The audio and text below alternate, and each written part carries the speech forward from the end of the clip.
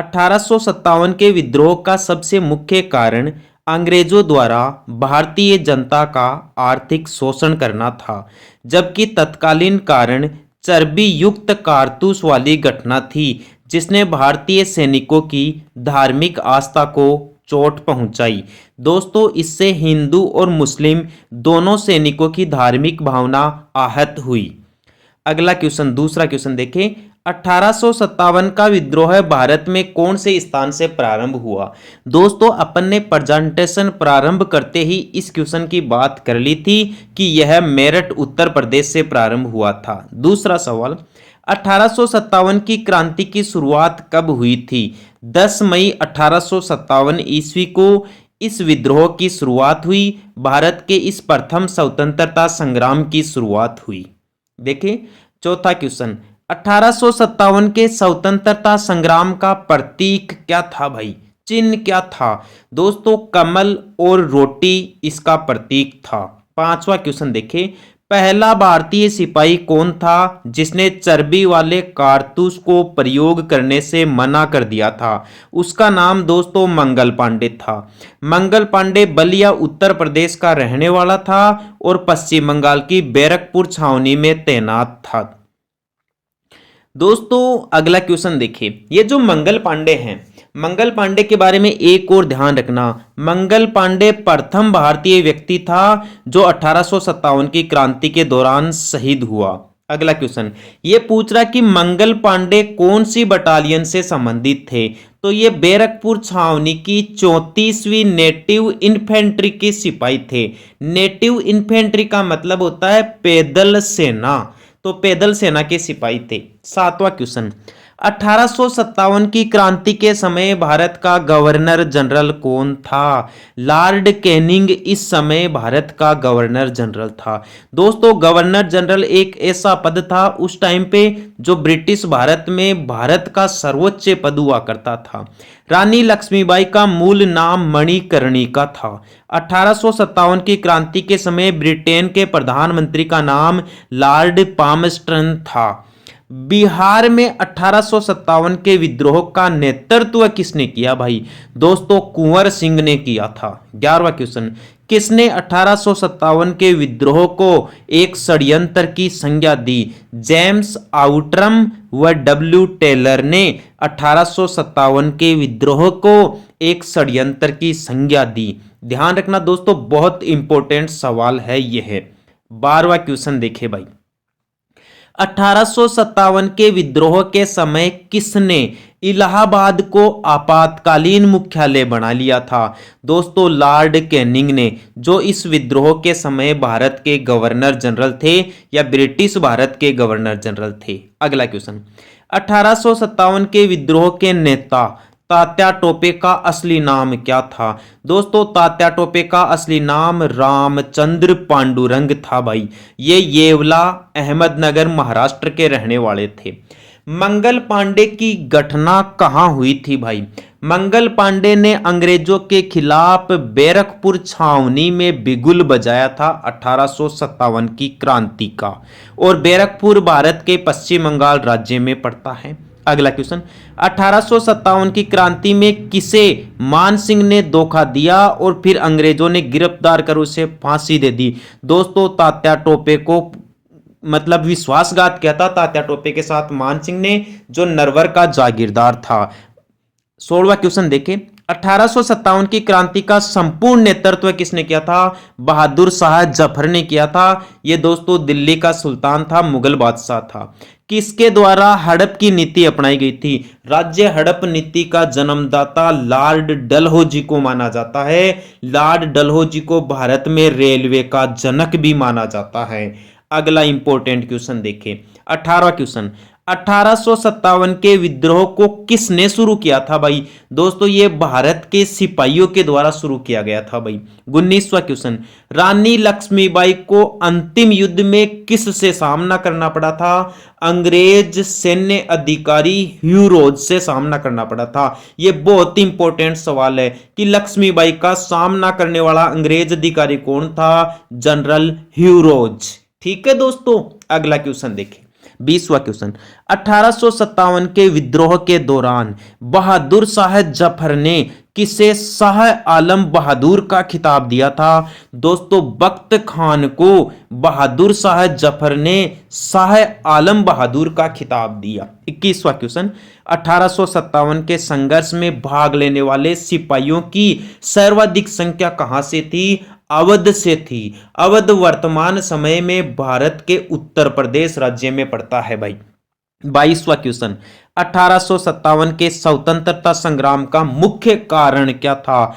दोस्तों अंग्रेजों के द्वारा चर्बी युक्त कारतूस का प्रयोग करने वाला हथियार भारतीय सैनिकों को दे देना, जिससे उनकी धार्मिक भावना आहत होना। अगला क्वेश्चन देखिए, 1857 के विद्रोह में किस नेता का नाम धोंदू पंत था? नाना साहब का नाम धोंदू पंत था भाई। 24वां क्वेश्चन, बैरकपुर छावनी में किसने विद्रोह की कमान संभाली थी भाई? वो तो दोस्तों मंगल पांडे ही था। मंगल पांडे 1857 की क्रांति का प्रथम शहीद कहा जाता है। और मंगल पांडे को फांसी कब दे दी गई थी? 8 अप्रैल 1857 को मंगल पांडे को फांसी दे दी गई। इस प्रकार वह इस क्रांति का प्रथम शहीद बना भाई। अगला इंपॉर्टेंट क्वेश्चन, 26वां क्वेश्चन है, 1857 का विद्रोह है भारत के किस हिस्से में हुआ था? भारत के उत्तरी और मध्य हिस्से में हुआ था भाई। इसका प्रभाव दक्षिणी भारत और पश्चिमी भारत में कम था। 27वां क्वेश्चन, 1857 के विद्रोह में किसने अपना बलिदान सबसे पहले दिया? मंगल पांडे ने दिया था 8 अप्रैल 1857 को। इसीलिए तो इन्हें 1857 की क्रांति का प्रथम शहीद कहा जाता है। 28वां क्वेश्चन देखें, 1857 के विद्रोह की शक्ति का सबसे महत्वपूर्ण तत्व क्या था? हिंदू मुस्लिम एकता। दोस्तों इस संग्राम में अंग्रेजों ने हिंदुओं और मुसलमानों दोनों की धार्मिक भावना को आहत किया, इसलिए दोनों धर्म के सैनिक एक जगह जुट गए भाई। 29वां क्वेश्चन, 1857 के विद्रोह में तात्या टोपे ने किस शहर से सैनिकों का नेतृत्व किया था? कानपुर उत्तर प्रदेश से। ध्यान रखना तात्या टोपे ने कानपुर उत्तर प्रदेश से सहयोग किया था। 30वां क्वेश्चन, भारत के शिक्षित वर्ग 1857 की क्रांति में कैसे रहे? तटस्थ रहे। उन्होंने क्रांतिकारियों का साथ नहीं दिया, ना ही इन्होंने अंग्रेजों का साथ दिया। दोस्तों 31वां क्वेश्चन, अंग्रेजों ने भारतीय सेना में चर्बी वाले कारतूसों को कब शामिल किया था? जनवरी 1857 ईस्वी में, जिसका सबसे पहले विरोध मंगल पांडे ने किया भाई। ठीक है। 32वां क्वेश्चन, 1857 के विद्रोह के बाद भारतीय फौज के नवगठन के लिए कौन सा आयोग गठित किया गया? पिल आयोग या पिल कमीशन। बहुत इंपॉर्टेंट क्वेश्चन है दोस्तों कि 1857 की क्रांति के बाद सैन्य सुधार के लिए कौन सा आयोग गठित किया गया? पिल आयोग या पिल कमीशन। अगला क्वेश्चन, 1857 के विद्रोह को किस उर्दू कवि ने देखा था? मिर्जा गालिब ने। काफी अच्छा सवाल है। 34वां क्वेश्चन, 1857 के विद्रोह में अंग्रेजों का सबसे कट्टर दुश्मन कौन था भाई? मौलवी अहमदुल्ला शाह। बहुत अच्छा सवाल है। मौलवी अहमदुल्ला शाह इस विद्रोह में अंग्रेजों का सबसे कट्टर दुश्मन था भाई। 35वां क्वेश्चन, 1857 का विद्रोह मुख्यतः किस कारण से असफल रहा? दोस्तों इसकी योजना सामान्य थी और केंद्रीय संगठन की कमी थी, इसलिए यह असफल हुआ। 36वां क्वेश्चन, 1857 के बरेली विद्रोह का नेता कौन था? बरेली भारत के उत्तर प्रदेश राज्य में पड़ता है वर्तमान में, उस टाइम पे संयुक्त प्रांत में पड़ता था भाई। तो बरेली से विद्रोह का नेतृत्व खान बहादुर ने किया था भाई। 37वां क्वेश्चन, आधुनिक इतिहासकार कौन थे जिन्होंने 1857 के विद्रोह को स्वतंत्रता की पहली लड़ाई कहा? एस.एन. सेन ने। एस.एन. सेन ने इसे आजादी की पहली लड़ाई बताई। रानी लक्ष्मीबाई की समाधि स्थल कहाँ है? ग्वालियर में है भाई, और ग्वालियर मध्य प्रदेश में है। ध्यान रखना, रानी लक्ष्मीबाई की समाधि ग्वालियर मध्य प्रदेश में है। उस टाइम पे इसे मध्य प्रांत कहते थे। 1857 के संग्राम में किस जगह को सबसे पहले अंग्रेजों ने फिर से अधिकृत कर लिया? दोस्तों दिल्ली को कर लिया भाई। दिल्ली से ही क्रांति की योजना बनाई गई थी कि पूरे देश में यहां से क्रांति की जाएगी, लेकिन असफल हुई। 40वां क्वेश्चन, 1857 के विद्रोह में रानी लक्ष्मीबाई ने सैनिकों का नेतृत्व कहां से किया था? झांसी से। ध्यान रखना, रानी लक्ष्मीबाई की समाधि तो है ग्वालियर में। रानी लक्ष्मीबाई ने सैनिकों का नेतृत्व किया था झांसी उत्तर प्रदेश से। और 1857 के संग्राम में इलाहाबाद से सैनिकों का नेतृत्व किसने किया था? मौलवी लियाकत अली। इन्होंने इलाहाबाद से नेतृत्व संभाला था भाई क्रांति का।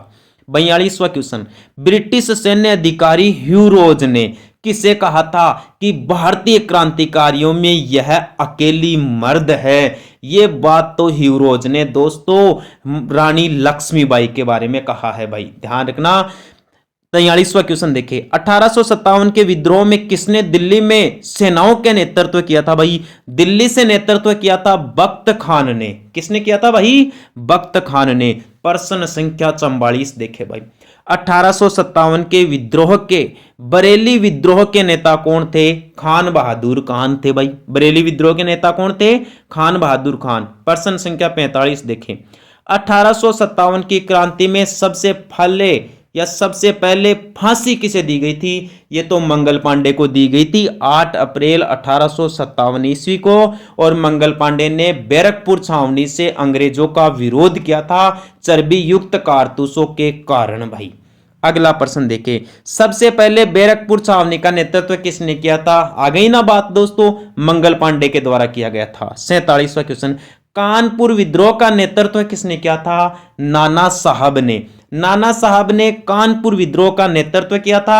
आगे चलकर नाना साहब के सहयोगी बने थे तात्या टोपे। और कानपुर वर्तमान समय में भारत के उत्तर प्रदेश राज्य में पड़ता है भाई। अगला इंपॉर्टेंट क्वेश्चन देख लीजिए, 48वां प्रश्न, लखनऊ विद्रोह का नेतृत्व किसने किया था? लखनऊ विद्रोह का नेतृत्व किया था बेगम हजरत महल।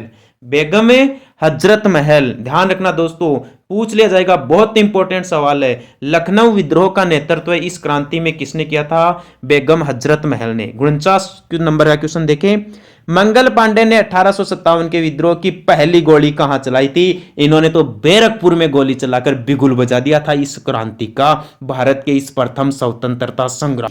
दोस्तों A.O. ह्यूम को भारतीय राष्ट्रीय कांग्रेस का जनक या पिता माना जाता है।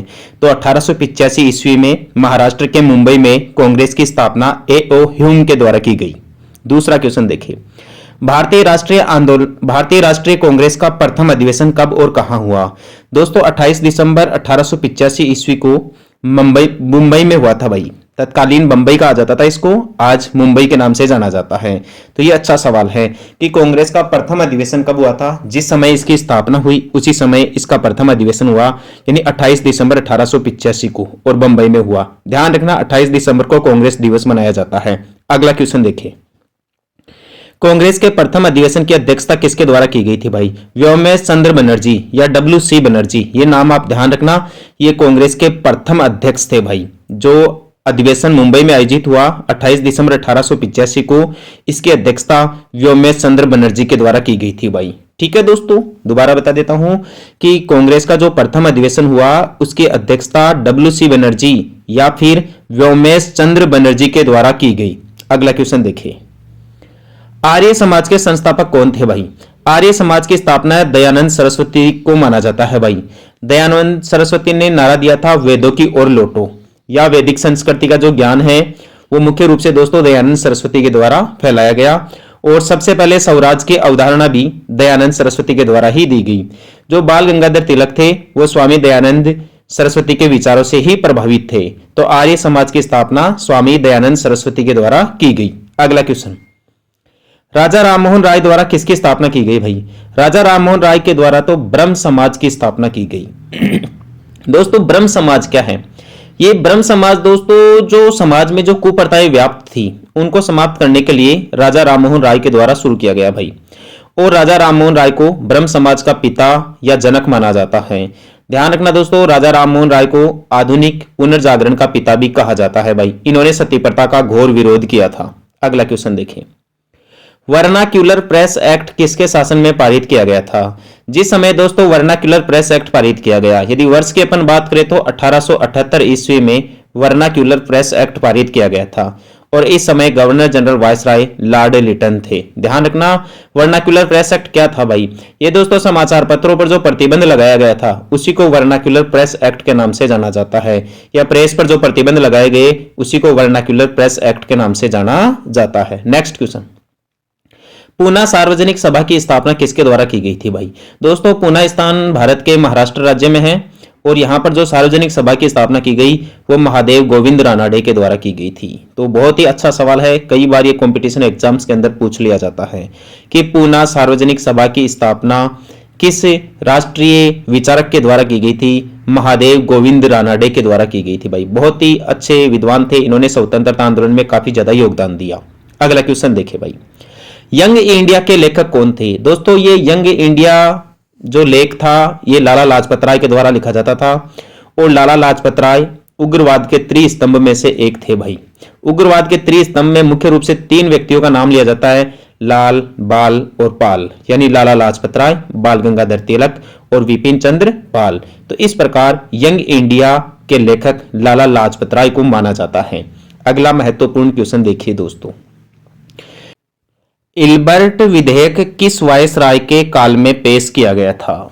दोस्तों इल्बर्ट विधेयक लॉर्ड रिपन जो भारत के वायसराय थे इनके शासनकाल में पेश किया गया था। बहुत ही अच्छा सवाल है, इल्बर्ट बिल या इल्बर्ट विधेयक किसके शासनकाल में पेश किया गया था? लॉर्ड रिपन के शासनकाल में। आप यह बात भी ध्यान रखना कि लॉर्ड रिपन को भारतीय स्थानीय स्वशासन का जनक या पिता कहा जाता है। इन्होंने भारत में पंचायती राज की शुरुआत की। अगला क्वेश्चन है, आजाद हिंद फौज का गठन किसके द्वारा किया गया था भाई? दोस्तों आजाद हिंद फौज इसका गठन तो सुभाष चंद्र बोस के द्वारा किया गया था। सुभाष चंद्र बोस ने टोक्यो, सिंगापुर इन क्षेत्रों को अपना कार्य क्षेत्र बनाया और इन्होंने मुख्य रूप से जो जर्मनी के हिटलर थे उनसे सहयोग लिया और इन्होंने आजाद हिंद फौज का गठन किया देश को आजाद करवाने के लिए। तो सवाल बहुत ही अच्छा है। अगला क्वेश्चन, ब्रिटिश इंडिया सोसाइटी की स्थापना किसके द्वारा की गई थी भाई? यह दोस्तों दादा भाई नौरोजी के द्वारा की गई थी। सवाल पूछ ले जाए, ब्रिटिश इंडिया सोसाइटी की स्थापना किसके द्वारा की गई? तो दादा भाई नौरोजी के द्वारा की गई। आप यह भी ध्यान रखना कि सबसे पहले धन के निष्कासन का सिद्धांत दादा भाई नौरोजी के द्वारा ही दिया गया था। पूछ लिया जाए भारत में धन के निष्कासन का सिद्धांत किसके द्वारा दिया गया था? दादा भाई नौरोजी के द्वारा। अगला इंपॉर्टेंट क्वेश्चन देखिए, भारत सेवक समाज के संस्थापक कौन थे? दोस्तों भारत सेवक समाज नाम की जो संस्था थी वो गोपाल कृष्ण गोखले के द्वारा गठित की गई। आप यह बात भी ध्यान रखना कि गोपाल कृष्ण गोखले गांधी जी के राजनीतिक गुरु थे भाई। कई बार कई कंपटीशन एग्जाम में यह सवाल पूछ लिया जाता है कि गांधी जी के राजनीतिक गुरु कौन थे? गोपाल कृष्ण गोखले, जिनके द्वारा भारत सेवक समाज नामक एक संस्था की स्थापना की गई। अगला क्वेश्चन देखे भाई, भारत में उग्र राष्ट्रीयता के उदय के कारण क्या थे भाई? मतलब उग्र राष्ट्रवाद मतलब जैसे को तैसा की नीति के उदय होने के क्या क्या कारण थे? एक तो उदारवादियों की पद्धति से असंतोष, मतलब यहाँ के लोग संतोष नहीं थे। दूसरी बात धार्मिक पुनरुत्थान और सांस्कृतिक नववाद। तीसरा था उपनिवेशों में भारतीयों के साथ दुर्व्यवहार। ये तीनों ऑप्शन सही है भाई। इन तीनों कारणों के कारण ही भारत में उग्र राष्ट्रीयता का उदय हुआ या जन्म हुआ। अगला क्वेश्चन देखिए, 1905 में बंगाल का विभाजन किसके द्वारा किया गया था भाई? सवाल पूछ रहा है कि जब 1905 में बंगाल का विभाजन हुआ उस टाइम पे भारत का गवर्नर जनरल वायसराय कौन था? उस टाइम पे लॉर्ड कर्जन था भाई। लॉर्ड कर्जन ने पूर्वी बंगाल और पश्चिमी बंगाल को 2 भागों में बांट दिया गया था भाई। पूर्वी बंगाल में आधुनिक बांग्लादेश आता है, थोड़ा बहुत असम का क्षेत्र आता है। जो पश्चिम बंगाल राज्य है उसमें आधुनिक पश्चिम बंगाल का राज्य और तत्कालीन थोड़ा बहुत बिहार का क्षेत्र आता है। तो 1905 में बंगाल का विभाजन लॉर्ड कर्जन के द्वारा किया गया। अगला क्वेश्चन, उग्र राष्ट्रवादियों का साधन क्या था भाई? जो उग्र राष्ट्रवादी थे जैसे लाला लाजपत राय, बाल गंगाधर तिलक और विपिन चंद्र पाल, ये क्या साधन अपनाते थे? एक तो बहिष्कार अपनाते थे, एक स्वदेशी को मानते थे और एक राष्ट्रीय शिक्षा को मानते थे कि अपने देश की शिक्षा सबसे बढ़िया शिक्षा है। स्वदेशी मतलब हिंदी भाषा का उपयोग करो, हिंदी उद्योगों को बढ़ावा दो और हिंदी जो कल्चर है उसी को मान्यता दो। बहिष्कार का मतलब होता है कि अंग्रेजों के द्वारा लाई गई सभी नीतियों का बहिष्कार करें, उनके द्वारा भारत में चलाए गए कपड़ों का बहिष्कार किया जाए। अगला क्वेश्चन देखिए, दक्षिण शिक्षा समाज की स्थापना किसके द्वारा की गई? बहुत ही अच्छा सवाल है दोस्तों ये। दक्षिण शिक्षा समाज की स्थापना, इसका जन्मदाता बाल गंगाधर तिलक को माना जाता है।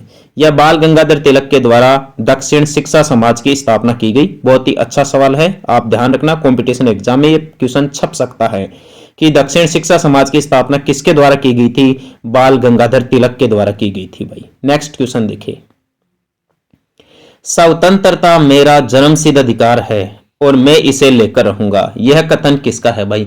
दोस्तों राष्ट्रीय आंदोलन में यह नारा बहुत गूंजा था और यह नारा बाल गंगाधर तिलक का था भाई।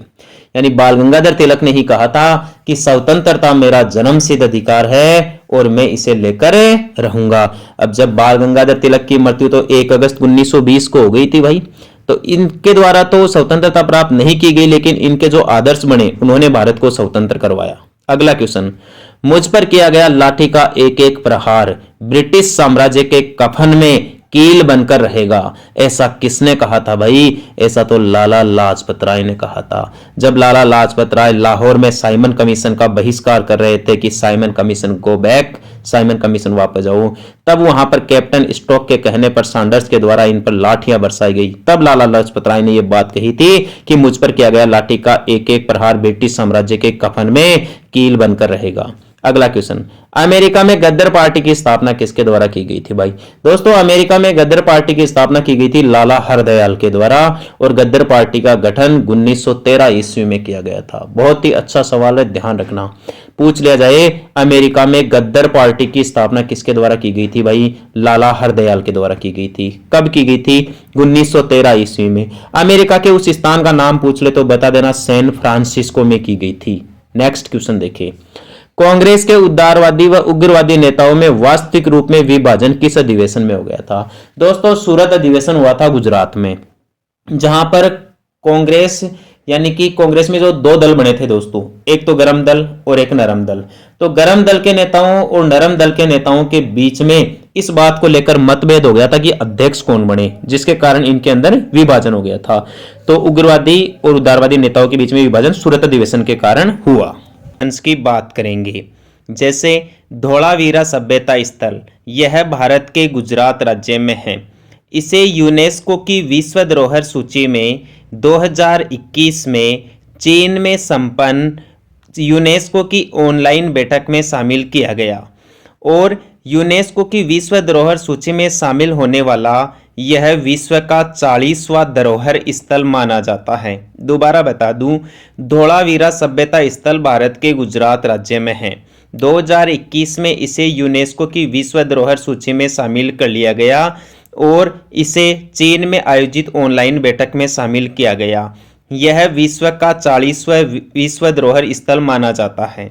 अब देखिए दोस्तों, एक तो कुछ सभ्यता स्थल है, एक उनके खोजकर्ता है और एक किस वर्ष खोज हुई, यह जानकारी है। हड़प्पा सभ्यता स्थल की खोज दयाराम साहनी के द्वारा 1921 में की गई। मोहनजोदड़ो सभ्यता स्थल की खोज राखलदास बनर्जी के द्वारा 1922 में की गई। सुतकांगेडोर सभ्यता स्थल की खोज ओरेल स्टाइन ने 1927 में की। चन्हूदड़ो सभ्यता स्थल की खोज NG मजूमदार ने 1931 में की। रंगपुर सभ्यता स्थल की खोज ब्रजवासी लाल और माधव स्वरूप वत्स ने की। रोपड़ सभ्यता स्थल की खोज यज्ञदात शर्मा ने 1953 में। कोट दीजी की फजल अहमद ने 1953 में। लोथल की रंगनाथ राव ने 1954 में। आलमगीरपुर की भी यज्ञदत्त ने 1958 में और बनवाली की रविंदर सिंह विष्ट के द्वारा की गई। दोस्तों आगे की जानकारी दी। महावीर स्वामी के बारे में कुछ इंपॉर्टेंट जानकारी देखते हैं।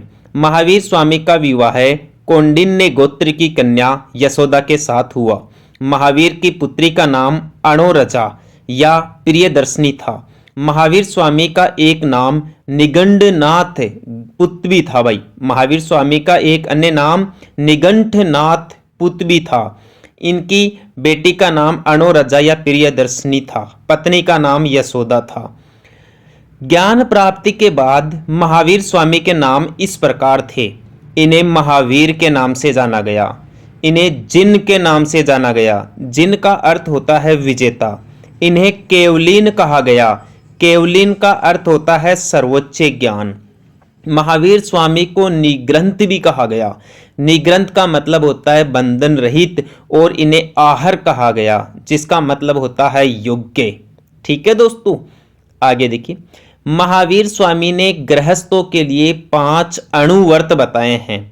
महावीर स्वामी ने बताया गया जो पहला अणुव्रत है उसका नाम है सत्य वचन, दूसरे का नाम है अहिंसा, तीसरे का नाम है अस्तेय यानी चोरी नहीं करना, चौथे का नाम है अपरिग्रह यानी सांसारिक वस्तुओं का त्याग, और पांचवें का नाम है ब्रह्मचारी। दोबारा देख लीजिए, महावीर स्वामी ने गृहस्थ जीवन जीने वालों के लिए 5 अणुव्रत बताए हैं। पहला सत्य वचन, सदा सत्य बोलो। दूसरा अहिंसा, कभी भी हिंसा न करो। तीसरा अस्तेय, कभी भी चोरी मत करो। चौथा अपरिग्रह, सांसारिक वस्तुओं का त्याग कीजिए, ज्यादा सांसारिक वस्तुओं से मोह मत रखे। और 5 वीडियो क्लास पढ़े। प्रश्न संख्या 1 देखे। संविधान सभा की प्रथम बैठक कब हुई? First meeting of constitution assembly. दोस्तों पहली बैठक 9 दिसंबर 1946 को हुई थी भाई। दिल्ली में स्थित कौंसिल चैम्बर के पुस्तकालय भवन में यह बैठक आयोजित की गई। संविधान सभा की दूसरी बैठक 11 दिसंबर 1946 को हुई। तीसरी बैठक 13 दिसंबर 1946 को हुई। तो ध्यान रखना, तीनों बैठकें बहुत इंपॉर्टेंट है। आपके प्रश्न का सही जवाब होगा ऑप्शन ए, 9 दिसंबर 1946। नेक्स्ट सवाल देखिए। संविधान सभा के अस्थायी अध्यक्ष के रूप में किसे नियुक्त किया गया है? कॉन्स्टिट्यूशन असेंबली के टेम्परेरी चेयरमैन अस्थायी अध्यक्ष किसे बनाया गया था? दोस्तों डॉक्टर सच्चिदानंद सिन्हा को अस्थायी अध्यक्ष बनाया गया था। बाद में आगे चलकर डॉक्टर राजेंद्र प्रसाद को संविधान सभा का स्थायी अध्यक्ष बनाया गया। जो BN राव थे ये तो संवैधानिक सलाहकार थे, और डॉक्टर भीमराव अंबेडकर को प्रारूप समिति का पिता माना जाता है या अध्यक्ष माना जाता है। आ गया ना देखिए दोस्तों ये सवाल कि प्रारूप समिति ड्राफ्टिंग कमिटी के अध्यक्ष कौन थे? भीमराव अंबेडकर थे भाई। 7 सदस्य थे इस कमेटी में। ध्यान रखना, भीमराव अंबेडकर की इस प्रारूप समिति या ड्राफ्टिंग कमेटी या इस मसौदा समिति में सदस्यों की संख्या कितनी थी? 7, जिसके अध्यक्ष खुद डॉक्टर भीमराव अंबेडकर थे। ठीक है, अगला क्वेश्चन देखिए दोस्तों आप। अगला इंपॉर्टेंट क्वेश्चन है, संविधान सभा के स्थायी अध्यक्ष किसे बनाया गया भाई? Permanent chairman. थोड़ी ही देर पहले मैंने आपको इस सवाल का जवाब दिया था कि डॉक्टर राजेंद्र प्रसाद को अपनी कॉन्स्टिट्यूशन असेंबली के परमानेंट चेयरमैन बनाया गया। तो आपका सही जवाब होगा डॉक्टर राजेंद्र प्रसाद। डॉक्टर सच्चिदानंद सिन्हा को तो अस्थायी अध्यक्ष बनाया गया था भाई। ठीक है दोस्तों, और ये जो भीमराव अंबेडकर थे ये प्रारूप समिति के पिता थे। KM मुंशी ये काफी अच्छे व्यक्ति थे, संविधान में इनका अच्छा योगदान था। अगला क्वेश्चन, संविधान सभा के अंतिम रूप से संविधान को कब पारित कर दिया गया भाई? पूछ रहा है कि संविधान सभा को अंतिम रूप से संविधान सभा ने किस दिन पारित कर दिया भाई? दोस्तों 26 नवंबर 1949। यह आपका एकदम सही जवाब होगा। संविधान सभा को अंतिम रूप से अधिनियमित, अंगीकृत और आत्मसमर्पित ये करने का काम 26 नवंबर 1949 को किया गया था, विक्रम संवत 2006 वार गुरुवार। नेक्स्ट क्वेश्चन, भारतीय संविधान किस दिन से पूर्णतः लागू हुआ भाई? फुल्ली कॉन्स्टिट्यूशन इंप्लीमेंटेड, मतलब अपने देश का संविधान कब लागू कर दिया गया? दोस्तों 26 जनवरी 1950। ये तारीख ऐतिहासिक है, ध्यान रखना। 26 नवंबर 1950 ईस्वी को तो हमारे देश का संविधान लागू हुआ। जबकि आपसे पहले की तरह सवाल पूछे कि संविधान पारित कब हुआ, संविधान पर संविधान सभा के सदस्यों ने हस्ताक्षर कब किए, तब आपका जवाब होगा 26 नवंबर 1949। तो इस प्रश्न का जवाब होगा 26 जनवरी 1950। प्रश्न संख्या 8 देखें भाई।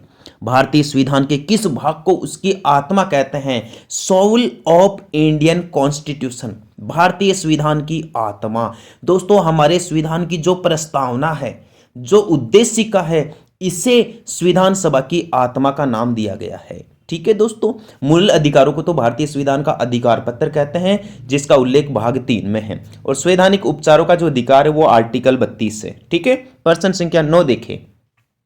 संविधान सभा ने राष्ट्रगान इंडियाज नेशनल एंथम इसे कब स्वीकार किया भाई? ये बहुत ही गजब का सवाल है दोस्तों। तारीख आप ध्यान रखना, 24 जनवरी 1950। इस दिन संविधान सभा की अंतिम बैठक हुई थी भाई। और इस बैठक में डॉक्टर राजेंद्र प्रसाद को तो भारत का भावी राष्ट्रपति चुन लिया, साथ ही हमारे देश का राष्ट्रगान जनगण मन को चुन लिया। ध्यान रखना इस बात का। ठीक है दोस्तों, अगला क्वेश्चन। भारतीय नागरिकों को प्राप्त मूल अधिकारों की संख्या कितनी है भाई? हमारे जो नागरिक हैं, भारत की जो आवाम है, इसको कुल मिलाकर कितने मूल अधिकार दिए गए हैं? तो वर्तमान में मूल अधिकारों की संख्या है 6, और यही आपका सही जवाब होगा। नंबर ऑफ फंडामेंटल राइट्स वर्तमान में 6 है। आपसे सवाल ऐसे पूछे मूल संविधान में इनकी संख्या कितनी थी? तो 7 थी भाई। ठीक है दोस्तों, वीडियो को शेयर जरूर करें आप। सही आंसर होगा तमिलनाडु। दोस्तों तमिलनाडु से भारतीय मानक समय रेखा नहीं गुजरती। भारत की मानक समय रेखा 5 राज्यों से गुजरती है: उत्तर प्रदेश, मध्य प्रदेश, छत्तीसगढ़, ओडिशा, आंध्र प्रदेश। तो इसमें पूछा गया है कि कौन से राज्य से नहीं गुजरती है? तो दोस्तों तमिलनाडु राज्य से नहीं गुजरती है। अगला क्वेश्चन देखिए। कर्क रेखा भारत के कौन से राज्य से नहीं गुजरती भाई?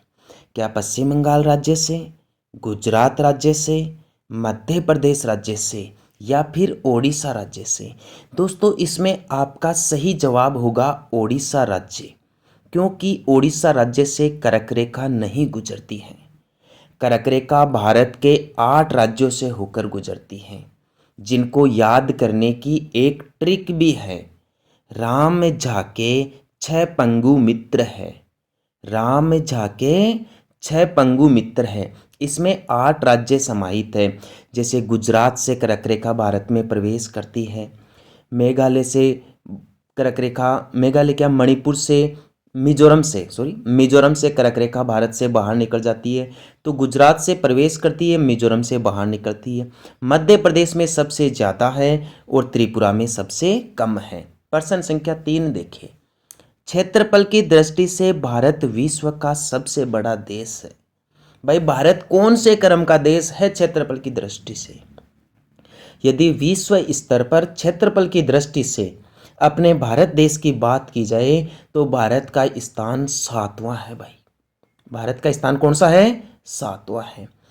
क्षेत्रफल की दृष्टि से विश्व का सबसे बड़ा देश है भाई रूस, और क्षेत्रफल की दृष्टि से विश्व का सबसे छोटा देश है वेटिकन सिटी। अपने भारत का नंबर आता है 7वें स्थान पर। भारत का क्षेत्रफल है 32,87,263 वर्ग किलोमीटर, जो संपूर्ण विश्व के 2.42% क्षेत्रफल पर फैला हुआ है। तो आपका ये जो प्रश्न है क्षेत्रफल की दृष्टि से भारत विश्व के कौन से स्थान पर है, तो उसका सही जवाब होगा दोस्तों 7वें स्थान पर है। आप ध्यान रखना, यदि क्षेत्रफल की दृष्टि से विश्व के सबसे बड़े द्वीप के बारे में सवाल पूछ लिया जाए तो ग्रीनलैंड दुनिया का सबसे बड़ा द्वीप है। अपने भारत में आ जाइए थोड़ा। भारत में क्षेत्रफल की दृष्टि से सबसे बड़ा राज्य राजस्थान है, और भारत में क्षेत्रफल की दृष्टि से सबसे छोटा राज्य गोवा है। ध्यान रखना इस बात का। पूर्व में भारत का सबसे बड़ा राज्य मध्य प्रदेश हुआ करता था, लेकिन सन 2000 में छत्तीसगढ़ के गठन के बाद यह खिताब राजस्थान को मिला। प्रश्न संख्या 4 देखिए। भारत का अक्षांशीय विस्तार कहाँ से कहाँ तक है? दोस्तों इन अक्षांश रेखाओं को समानांतर रेखाएं भी कहते हैं। ये किसी भी देश या किसी भी स्थान की स्थिति, तापमान, दूरी, जलवायु कटिबंधों का निर्धारण, इनको ज्ञात करने में उपयोग में ली जाती है। भारत का अक्षांशीय विस्तार 8 डिग्री 4 मिनट उत्तरी अक्षांश से लेकर 37 डिग्री 6 मिनट उत्तरी अक्षांश तक है। ये दोस्तों केवल भारत का है।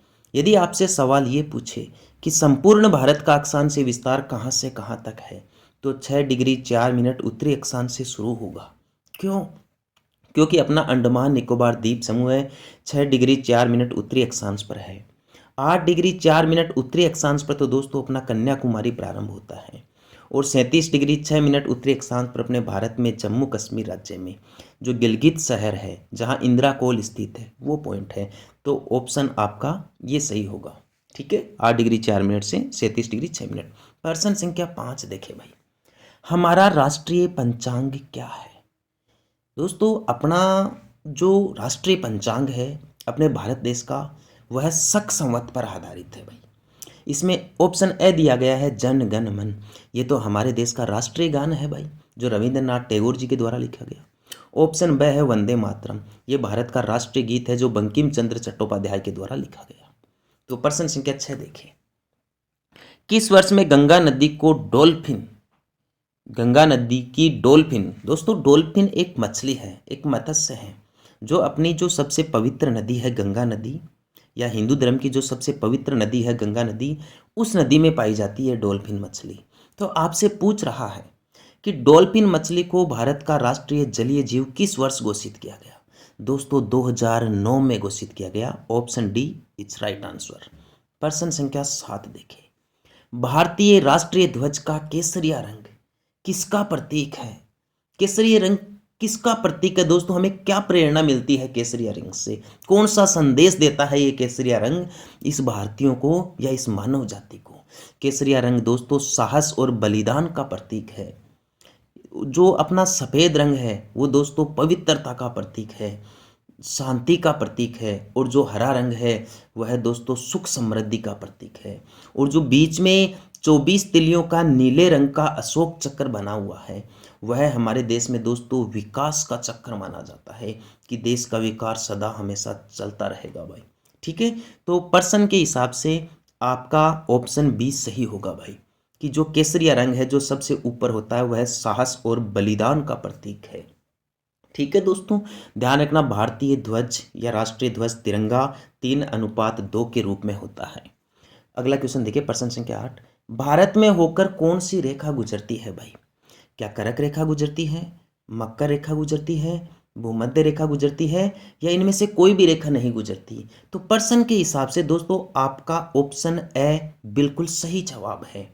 इन रेखाओं में से, इन अक्षांश रेखाओं में से कर्क रेखा भारत के बीचों बीच से गुजरती है। अतः कर्क रेखा भारत को 2 बराबर भागों में बांटती है। इसे माही नदी 2 बार काटती है भाई। मकर रेखा दोस्तों दक्षिणी गोलार्ध से गुजरती है। कर्क रेखा और मकर रेखा दोनों 23.5 डिग्री अक्षांश रेखाएं हैं, लेकिन कर्क रेखा का मान 23.5 डिग्री उत्तरी अक्षांश है और मकर रेखा का मान 23.5 डिग्री दक्षिणी अक्षांश है, जबकि भूमध्य रेखा का मान है 0 डिग्री अक्षांश। मकर रेखा ऑस्ट्रेलिया को 2 बराबर भागों में बांटती है, जबकि भूमध्य रेखा अपनी पूरी पृथ्वी को ही 2 बराबर भागों में बांटती है। ध्यान रखना भूमध्य रेखा सबसे बड़ा अक्षांश है। अगला प्रश्न देखिए, कर्क रेखा भारत के कौन से राज्य से गुजरती है? पहले ही ये बात बता चुका हूँ कि कर्क रेखा भारत के 8 राज्यों से होकर गुजरती है।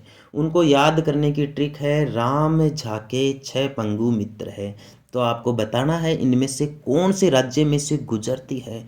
तो दोस्तों मध्य प्रदेश आपका सही जवाब होगा। मध्य प्रदेश में से कर्क रेखा गुजरती है। इसके अलावा महाराष्ट्र, उत्तर प्रदेश, आंध्र प्रदेश, इन तीनों राज्यों में से 23.5 डिग्री उत्तरी अक्षांश रेखा या फिर कर्क रेखा नहीं गुजरती है दोस्तों।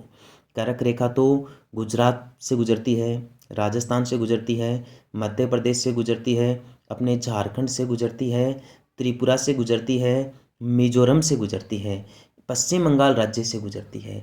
इन 8 राज्यों से होकर गुजरती है भाई ये कर्क रेखा। तो आप ध्यान रखना, इसी कर्क रेखा के ऊपर जो झारखंड की राजधानी है ना रांची, वो शहर स्थित है भाई। महाकालेश्वर मंदिर भी स्थित है। अपना प्रश्न संख्या 10 देखें, निम्नलिखित में से कौन सा स्थान दिसंबर में अधिकतम सूर्य प्रकाश प्राप्त करता है? पूछ रहा है कि आपको ये 4 ऑप्शन दिए गए हैं, पुणे, कन्याकुमारी, कोलकाता और लेह है। तो आपको इन ऑप्शनों का चयन करके बताना है कि कौन से स्थान पे सबसे ज़्यादा सूर्य का प्रकाश प्राप्त होता है दिसंबर महीने में। दोस्तों यदि अपन दिसंबर महीने की बात करें तो दोस्तों कन्याकुमारी शहर में सबसे ज़्यादा प्रकाश प्राप्त होगा, क्योंकि इनमें से सबसे दक्षिण में स्थित स्थान कन्याकुमारी है। और दिसंबर के महीने में सूर्य की सीधी किरणें मकर रेखा पर पड़ने लग जाती है 22 दिसंबर को, और वहाँ पूरी पृथ्वी पर सबसे बड़ा दिन होता है। तो दिसंबर के महीने में अपने दक्षिणी भाग में तो सूर्य का प्रकाश ज़्यादा प्राप्त होता है। ठीक है दोस्तों, आप ध्यान रखना इस बात का। तो आपका सही जवाब हो जाएगा कन्याकुमारी। ठीक है दोस्तों, ये वीडियो यदि आपको अच्छा लगा है तो ज़्यादा से ज़्यादा विद्यार्थियों तक इसे शेयर करें। आपको लगता है कि ये वीडियो कंपटीशन एग्ज़ाम में आपकी काफ़ी हद तक मदद कर सकता है या आपको अच्छा कंटेंट या नॉलेज प्रदान करता है, तो इसे ज़्यादा से ज़्यादा शेयर करने का प्रयास करें और अपने यूट्यूब चैनल को सब्सक्राइब करें। इसके अलावा भी दोस्तों मैंने आपके लिए आगे अनेक ऐसे प्रश्न रखे हैं जो आपके काम में आएंगे, तो आप यह वीडियो भी देख लीजिए। 1857 के विद्रोह का मुख्य कारण क्या था? 1857 के विद्रोह का सबसे मुख्य कारण अंग्रेजों द्वारा भारतीय जनता का आर्थिक शोषण करना था, जबकि तत्कालीन कारण चर्बी युक्त कारतूस वाली घटना थी जिसने भारतीय सैनिकों की धार्मिक आस्था को चोट पहुंचाई। दोस्तों, इससे हिंदू और मुस्लिम दोनों सैनिकों की धार्मिक भावना आहत हुई। अगला क्वेश्चन, दूसरा क्वेश्चन देखें। 1857 का विद्रोह भारत में कौन से स्थान से प्रारंभ हुआ? दोस्तों, अपन ने प्रेजेंटेशन प्रारंभ करते ही इस क्वेश्चन की बात कर ली थी कि यह मेरठ उत्तर प्रदेश से प्रारंभ हुआ था। दूसरा सवाल, 1857 की क्रांति की शुरुआत कब हुई थी? 10 मई 1857 ईस्वी को इस विद्रोह की शुरुआत हुई। भारत के इस प्रथम स्वतंत्रता संग्राम की शुरुआत हुई। देखें चौथा क्वेश्चन, 1857 के स्वतंत्रता संग्राम का प्रतीक क्या था भाई? चिन्ह क्या था? दोस्तों, कमल और रोटी इसका प्रतीक था। पांचवा क्वेश्चन देखें, पहला भारतीय सिपाही कौन था जिसने चर्बी वाले कारतूस को प्रयोग करने से मना कर दिया था? उसका नाम दोस्तों मंगल पांडे था। मंगल पांडे बलिया उत्तर प्रदेश का रहने वाला था और पश्चिम बंगाल की बैरकपुर छावनी में तैनात था। दोस्तों, अगला क्वेश्चन देखिए, ये जो मंगल पांडे हैं, मंगल पांडे के बारे में एक और ध्यान रखना। मंगल पांडे प्रथम भारतीय व्यक्ति था जो 1857 की क्रांति के दौरान शहीद हुआ। अगला क्वेश्चन ये पूछ रहा कि मंगल पांडे कौन सी बटालियन से संबंधित थे? तो ये बैरकपुर छावनी की 34वीं नेटिव इन्फेंट्री के सिपाही थे। नेटिव इन्फेंट्री का मतलब होता है पैदल सेना, तो पैदल सेना के सिपाही थे। सातवां क्वेश्चन, 1857 की क्रांति के समय भारत का गवर्नर जनरल कौन था? लॉर्ड कैनिंग इस समय भारत का गवर्नर जनरल था। दोस्तों, गवर्नर जनरल एक ऐसा पद था उस टाइम पे जो ब्रिटिश भारत में भारत का सर्वोच्च पद हुआ करता था। रानी लक्ष्मीबाई का मूल नाम मणिकर्णिका था। 1857 की क्रांति के समय ब्रिटेन के प्रधानमंत्री का नाम लॉर्ड पामस्टन था। बिहार में 1857 के विद्रोह का नेतृत्व किसने किया भाई? दोस्तों, कुंवर सिंह ने किया था। 11वां क्वेश्चन, किसने 1857 के विद्रोह को एक षड्यंत्र की संज्ञा दी? जेम्स आउटरम व डब्ल्यू टेलर ने 1857 के विद्रोह को एक षड्यंत्र की संज्ञा दी। ध्यान रखना दोस्तों, बहुत इंपॉर्टेंट सवाल है यह। 12वां क्वेश्चन देखे भाई, 1857 के विद्रोह के समय किसने इलाहाबाद को आपातकालीन मुख्यालय बना लिया था? दोस्तों, लॉर्ड कैनिंग ने, जो इस विद्रोह के समय भारत के गवर्नर जनरल थे या ब्रिटिश भारत के गवर्नर जनरल थे। अगला क्वेश्चन, 1857 के विद्रोह के नेता तात्या टोपे का असली नाम क्या था? दोस्तों, तात्या टोपे का असली नाम रामचंद्र पांडुरंग था भाई। ये येवला अहमदनगर महाराष्ट्र के रहने वाले थे। मंगल पांडे की घटना कहां हुई थी भाई? मंगल पांडे ने अंग्रेजों के खिलाफ बैरकपुर छावनी में बिगुल बजाया था 1857 की क्रांति का, और बैरकपुर भारत के पश्चिम बंगाल राज्य में पड़ता है। अगला क्वेश्चन, 1857 की क्रांति में किसे मान सिंह ने धोखा दिया और फिर अंग्रेजों ने गिरफ्तार कर उसे फांसी दे दी? दोस्तों, तात्या टोपे को मतलब विश्वासघात किया था तात्या टोपे के साथ मान सिंह ने, जो नरवर का जागीरदार था। 16वां क्वेश्चन देखें, 1857 की क्रांति का संपूर्ण नेतृत्व किसने किया था? बहादुर शाह जफर ने किया था। यह दोस्तों दिल्ली का सुल्तान था, मुगल बादशाह था। किसके द्वारा हड़प की नीति अपनाई गई थी? राज्य हड़प नीति का जन्मदाता लॉर्ड डलहौजी को माना जाता है। लॉर्ड डलहौजी को भारत में रेलवे का जनक भी माना जाता है। अगला इंपॉर्टेंट क्वेश्चन देखें, 18 क्वेश्चन। 1857 के विद्रोह को किसने शुरू किया था भाई? दोस्तों ये भारत के सिपाहियों के द्वारा शुरू किया गया था भाई। 19वां क्वेश्चन, रानी लक्ष्मीबाई को अंतिम युद्ध में किससे सामना करना पड़ा था? अंग्रेज सैन्य अधिकारी ह्यू रोज से सामना करना पड़ा था। यह बहुत इंपॉर्टेंट सवाल है कि लक्ष्मीबाई का सामना करने वाला अंग्रेज अधिकारी कौन था? जनरल ह्यू रोज। ठीक है दोस्तों, अगला क्वेश्चन देखें, 20वां क्वेश्चन। 1857 के विद्रोह के दौरान बहादुर शाह जफर ने किसे शाह आलम बहादुर का खिताब दिया था? दोस्तों बख्त खान को बहादुर शाह जफर ने शाह आलम बहादुर का खिताब दिया। 21वां क्वेश्चन, 1857 के संघर्ष में भाग लेने वाले सिपाहियों की सर्वाधिक संख्या कहां से थी? अवध से थी। अवध वर्तमान समय में भारत के उत्तर प्रदेश राज्य में पड़ता है भाई। 22वां क्वेश्चन, 1857 के स्वतंत्रता संग्राम का मुख्य कारण क्या था? दोस्तों अंग्रेजों के द्वारा चर्बी युक्त कारतूस का प्रयोग करने वाला हथियार भारतीय सैनिकों को दे देना, जिससे उनकी धार्मिक भावना आहत होना। अगला क्वेश्चन देखिए, 1857 के विद्रोह में किस नेता का नाम धोंदू पंत था? नाना साहब का नाम धोंदू पंत था भाई। 24वां क्वेश्चन, बैरकपुर छावनी में किसने विद्रोह की कमान संभाली थी भाई? वो तो दोस्तों मंगल पांडे ही था। मंगल पांडे 1857 की क्रांति का प्रथम शहीद कहा जाता है। और मंगल पांडे को फांसी कब दे दी गई थी? 8 अप्रैल 1857 को मंगल पांडे को फांसी दे दी गई। इस प्रकार वह इस क्रांति का प्रथम शहीद बना भाई। अगला इंपॉर्टेंट क्वेश्चन, 26वां क्वेश्चन है, 1857 का विद्रोह है भारत के किस हिस्से में हुआ था? भारत के उत्तरी और मध्य हिस्से में हुआ था भाई। इसका प्रभाव दक्षिणी भारत और पश्चिमी भारत में कम था। 27वां क्वेश्चन, 1857 के विद्रोह में किसने अपना बलिदान सबसे पहले दिया? मंगल पांडे ने दिया था 8 अप्रैल 1857 को। इसीलिए तो इन्हें 1857 की क्रांति का प्रथम शहीद कहा जाता है। 28वां क्वेश्चन देखें, 1857 के विद्रोह की शक्ति का सबसे महत्वपूर्ण तत्व क्या था? हिंदू मुस्लिम एकता। दोस्तों इस संग्राम में अंग्रेजों ने हिंदुओं और मुसलमानों दोनों की धार्मिक भावना को आहत किया, इसलिए दोनों धर्म के सैनिक एक जगह जुट गए भाई। 29वां क्वेश्चन, 1857 के विद्रोह में तात्या टोपे ने किस शहर से सैनिकों का नेतृत्व किया था? कानपुर उत्तर प्रदेश से। ध्यान रखना, तात्या टोपे ने कानपुर उत्तर प्रदेश से सहयोग किया था। 30वां क्वेश्चन, भारत के शिक्षित वर्ग 1857 की क्रांति में कैसे रहे? तटस्थ रहे। उन्होंने क्रांतिकारियों का साथ नहीं दिया, ना ही इन्होंने अंग्रेजों का साथ दिया। दोस्तों 31वां क्वेश्चन, अंग्रेजों ने भारतीय सेना में चर्बी वाले कारतूसों को कब शामिल किया था? जनवरी 1857 ईस्वी में, जिसका सबसे पहले विरोध मंगल पांडे ने किया भाई। ठीक है।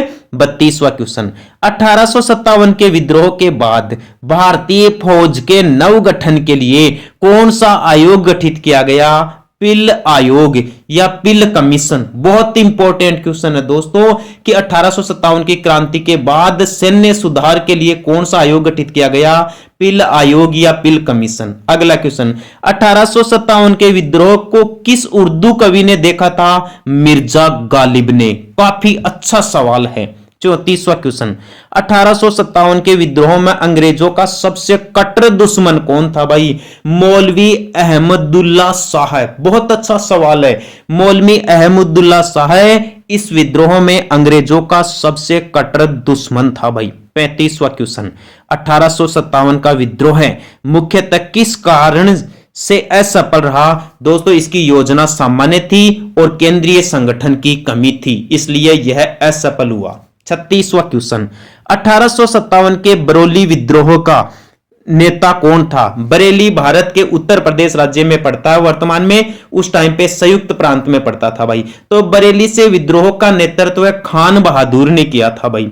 37वां क्वेश्चन, आधुनिक इतिहासकार कौन थे जिन्होंने 1857 के विद्रोह को स्वतंत्रता की पहली लड़ाई कहा? एस एन सेन ने। एस एन सेन ने इसे आजादी की पहली लड़ाई बताई।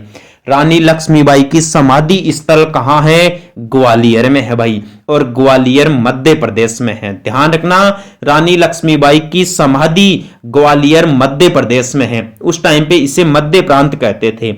1857 के संग्राम में किस जगह को सबसे पहले अंग्रेजों ने फिर से अधिकृत कर लिया? दोस्तों, दिल्ली को कर लिया भाई। दिल्ली से ही क्रांति की योजना बनाई गई थी कि पूरे देश में यहां से क्रांति की जाएगी, लेकिन असफल हुई। 40वां क्वेश्चन, 1857 के विद्रोह में रानी लक्ष्मीबाई ने सैनिकों का नेतृत्व कहां से किया था? झांसी से। ध्यान रखना, रानी लक्ष्मीबाई की समाधि तो है ग्वालियर में। रानी लक्ष्मीबाई ने सैनिकों का नेतृत्व किया था झांसी उत्तर प्रदेश से। और 1857 के संग्राम में इलाहाबाद से सैनिकों का नेतृत्व किसने किया था? मौलवी लियाकत अली। इन्होंने इलाहाबाद से नेतृत्व संभाला था भाई क्रांति का। 42वां क्वेश्चन, ब्रिटिश सैन्य अधिकारी ह्यू रोज ने किसे कहा था कि भारतीय क्रांतिकारियों में यह अकेली मर्द है? यह बात तो ह्यू रोज ने दोस्तों रानी लक्ष्मीबाई के बारे में कहा है भाई। ध्यान रखना। 43वां क्वेश्चन देखिए, 1857 के विद्रोह में किसने दिल्ली में सेनाओं के नेतृत्व किया था भाई? दिल्ली से नेतृत्व किया था बख्त खान ने। किसने किया था भाई? बख्त खान ने। प्रश्न संख्या 44 देखे भाई। 1857 के विद्रोह के बरेली विद्रोह के नेता कौन थे? खान बहादुर खान थे भाई। बरेली विद्रोह के नेता कौन थे? खान बहादुर खान। प्रश्न संख्या 45 देखें। 1857 की क्रांति में सबसे पहले फांसी किसे दी गई थी? ये तो मंगल पांडे को दी गई थी 8 अप्रैल 1857 ईस्वी को। और मंगल पांडे ने बैरकपुर छावनी से अंग्रेजों का विरोध किया था चर्बी युक्त कारतूसों के कारण भाई। अगला प्रश्न देखें, सबसे पहले बैरकपुर छावनी का नेतृत्व किसने किया था? आ गई ना बात दोस्तों, मंगल पांडे के द्वारा किया गया था। 47वां क्वेश्चन, कानपुर विद्रोह का नेतृत्व किसने किया था? नाना साहब ने। नाना साहब ने कानपुर विद्रोह का नेतृत्व किया था। आगे चलकर नाना साहब के सहयोगी बने थे तात्या टोपे। और कानपुर वर्तमान समय में भारत के उत्तर प्रदेश राज्य में पड़ता है भाई। अगला इंपॉर्टेंट क्वेश्चन देख लीजिए, 48वां प्रश्न, लखनऊ विद्रोह का नेतृत्व किसने किया था? लखनऊ विद्रोह का नेतृत्व किया था बेगम हजरत महल।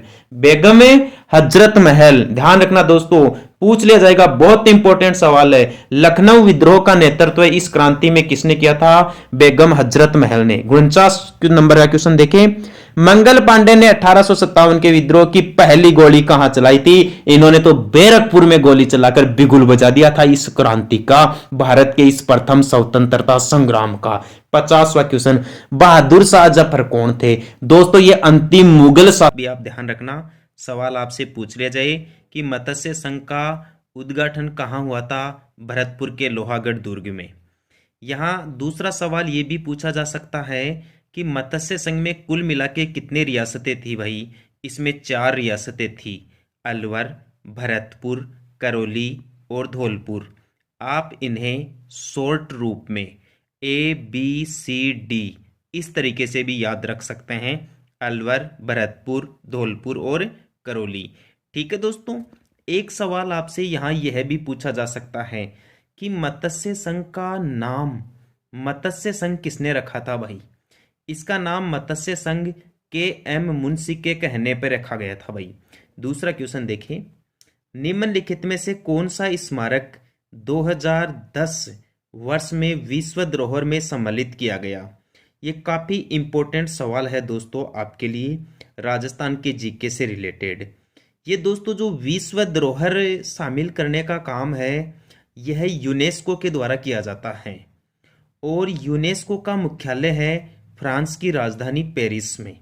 ठीक है, तो 2010 में दोस्तों नीचे 4 ऑप्शन दिए गए हैं। क्या हवा महल जयपुर को शामिल किया गया विश्व धरोहर में? क्या जयपुर की जंतर मंतर वेधशाला को शामिल किया गया? क्या कुंभलगढ़ दुर्ग को शामिल किया गया जो राजसमंद में है, या फिर जोधपुर के मेहरानगढ़ दुर्ग को शामिल किया गया भाई? इसमें देखो दोस्तों 2010 की यदि अपन बात करें तो जंतर मंतर जो वेधशाला है इसे यूनेस्को की विश्व धरोहर सूची में 2010 में शामिल किया गया। और दोस्तों ये जो हवा महल जयपुर है इसे यूनेस्को की विश्व धरोहर सूची में शामिल तो नहीं किया गया, लेकिन वर्ष 2019 में जयपुर का जो परकोटा है इसे यूनेस्को की विश्व धरोहर सूची में शामिल किया गया। और ये जो कुंभलगढ़ दुर्ग है और मेहरानगढ़ दुर्ग है इनको दोस्तों यूनेस्को की विश्व धरोहर सूची में वर्ष 2013 में शामिल किया गया। 2013 में राजपूताना के 6 किलों को विश्व धरोहर सूची में स्थान दिया गया भाई।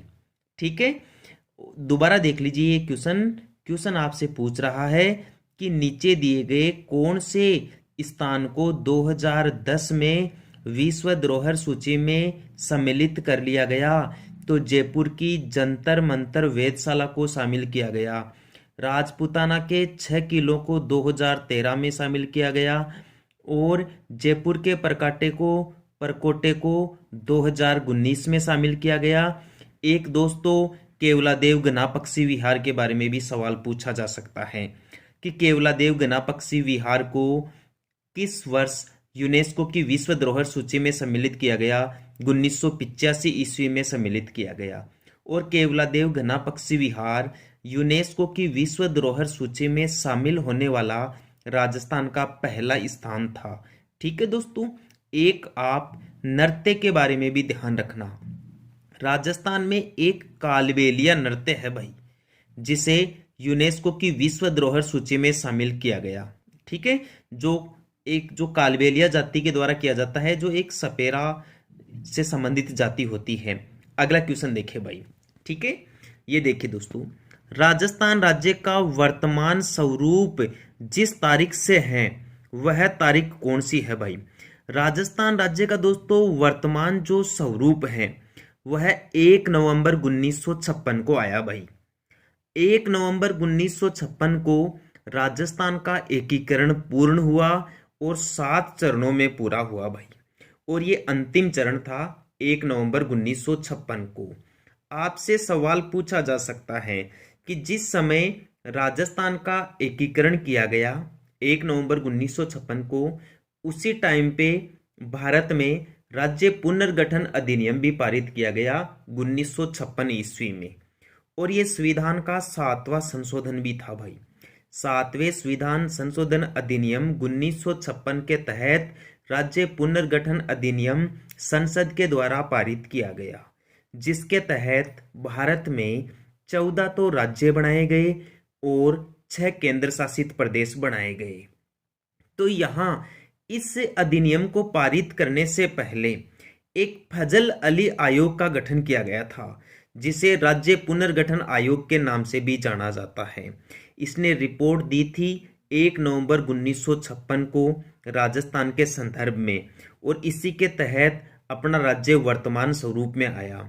विलय होने वाले अंतिम क्षेत्र अजमेर मेरवाड़ा थे, आबू व देलवाड़ा थे। अजमेर मेरवाड़ा को फजल अली आयोग की सिफारिश पर राजस्थान में मिलाया गया था। ये जो आबू देलवाड़ा है इसे पहले दोस्तों बॉम्बे राज्य को दे दिया गया था, लेकिन बाद में आगे चल कर इस पर विवाद हुआ। तो विवाद होने के बाद सिरोही जिले के आबू और देलवाड़ा को राजस्थान में विलय होने पर सहमति बनी। ठीक है दोस्तों, नेक्स्ट क्वेश्चन देखिए। 1949 ईस्वी में वरहद राजस्थान का प्रधानमंत्री किसे बनाया गया था भाई? वरहद राजस्थान का प्रधानमंत्री हीरालाल शास्त्री को बनाया गया था। ठीक है, आप जरूर ध्यान रखना दोस्तों। राजस्थान में सबसे पहले ये प्रधानमंत्री क्या है भाई? हमारे राज्य का एकीकरण होने से पहले राज्य का जो मुखिया होता था इसे दोस्तों प्रधानमंत्री के नाम से जाना जाता था। वर्तमान में राज्य के मुखिया को मुख्यमंत्री के नाम से जाना जाता है। एकीकरण के दौरान कुल मिला के 4 प्रधानमंत्री बने थे दोस्तों। एक तो शोभाराम कुमावत, ठीक है, एक गोकुल लाल असावा, एक माणिक्य लाल वर्मा और एक हीरालाल शास्त्री। बात समझ में आ गई। नेक्स्ट क्वेश्चन देखिए दोस्तों, अगला महत्वपूर्ण क्वेश्चन देखते हैं। राजस्थान के वे कौन से 4 राज्य हैं जिन्होंने मिलकर संयुक्त होकर मत्स्य संघ का निर्माण किया था? ये क्वेश्चन तो दोस्तों अपन ऑलरेडी ऊपर पढ़ चुके हैं। ABCD यानी अलवर, भरतपुर, धौलपुर और करौली, ये चारों जिले मिलकर मत्स्य संघ बनाते हैं। अगला क्वेश्चन देखिए दोस्तों, यहां आ जाइए। ये अपना अगला क्वेश्चन है। राजस्थान में स्वतंत्रता आंदोलन के समय कौन सा शहर पत्रकारिता का प्रमुख केंद्र था भाई? अजमेर। जब राजस्थान में स्वतंत्रता आंदोलन चल रहे थे तब दोस्तों सबसे ज्यादा पत्रों का प्रकाशन अजमेर शहर से किया गया या अजमेर स्थान से किया गया। नेक्स्ट क्वेश्चन देखिए। राजस्थान से पूर्व या स्वतंत्रता से पूर्व राजस्थान में कितनी देशी रियासतें थी भाई? ये बहुत ही गजब का क्वेश्चन है दोस्तों। आज़ादी से पहले राजस्थान में कुल मिला के 19 देशी रियासतें थी, 3 ठिकाने थे और एक केंद्र शासित प्रदेश या चिपशिप था। जो केंद्र शासित प्रदेश या चिपशिप था उसका नाम तो था अजमेर मेरवाड़ा। जो 3 ठिकाने थे उनमें एक का नाम तो था दोस्तों निमराना, जो वर्तमान में अलवर में है। एक का नाम था लावा, जो वर्तमान में टोंक में है। और एक का नाम था भाई कुशलगढ़। ठीक है दोस्तों, तो लावा ये जो ऑप्शन में दिया गया है ना नीचे कुबलगढ़, ये कुबलगढ़ नहीं है दोस्तों, इसकी जगह कुशलगढ़ है। ये बुक में गलत प्रिंट हुआ है तो आप कंफ्यूज मत होना। दोबारा बता देता हूं, आज़ादी से पहले या स्वतंत्रता से पूर्व राजस्थान में 19 तो देशी रियासतें थी, 3 ठिकाने थे और एक केंद्र शासित प्रदेश था। अगला क्वेश्चन, निम्नलिखित में से किसे मरुभूमि की कोकिला कहते हैं? अल्लाह जिलाई बाई।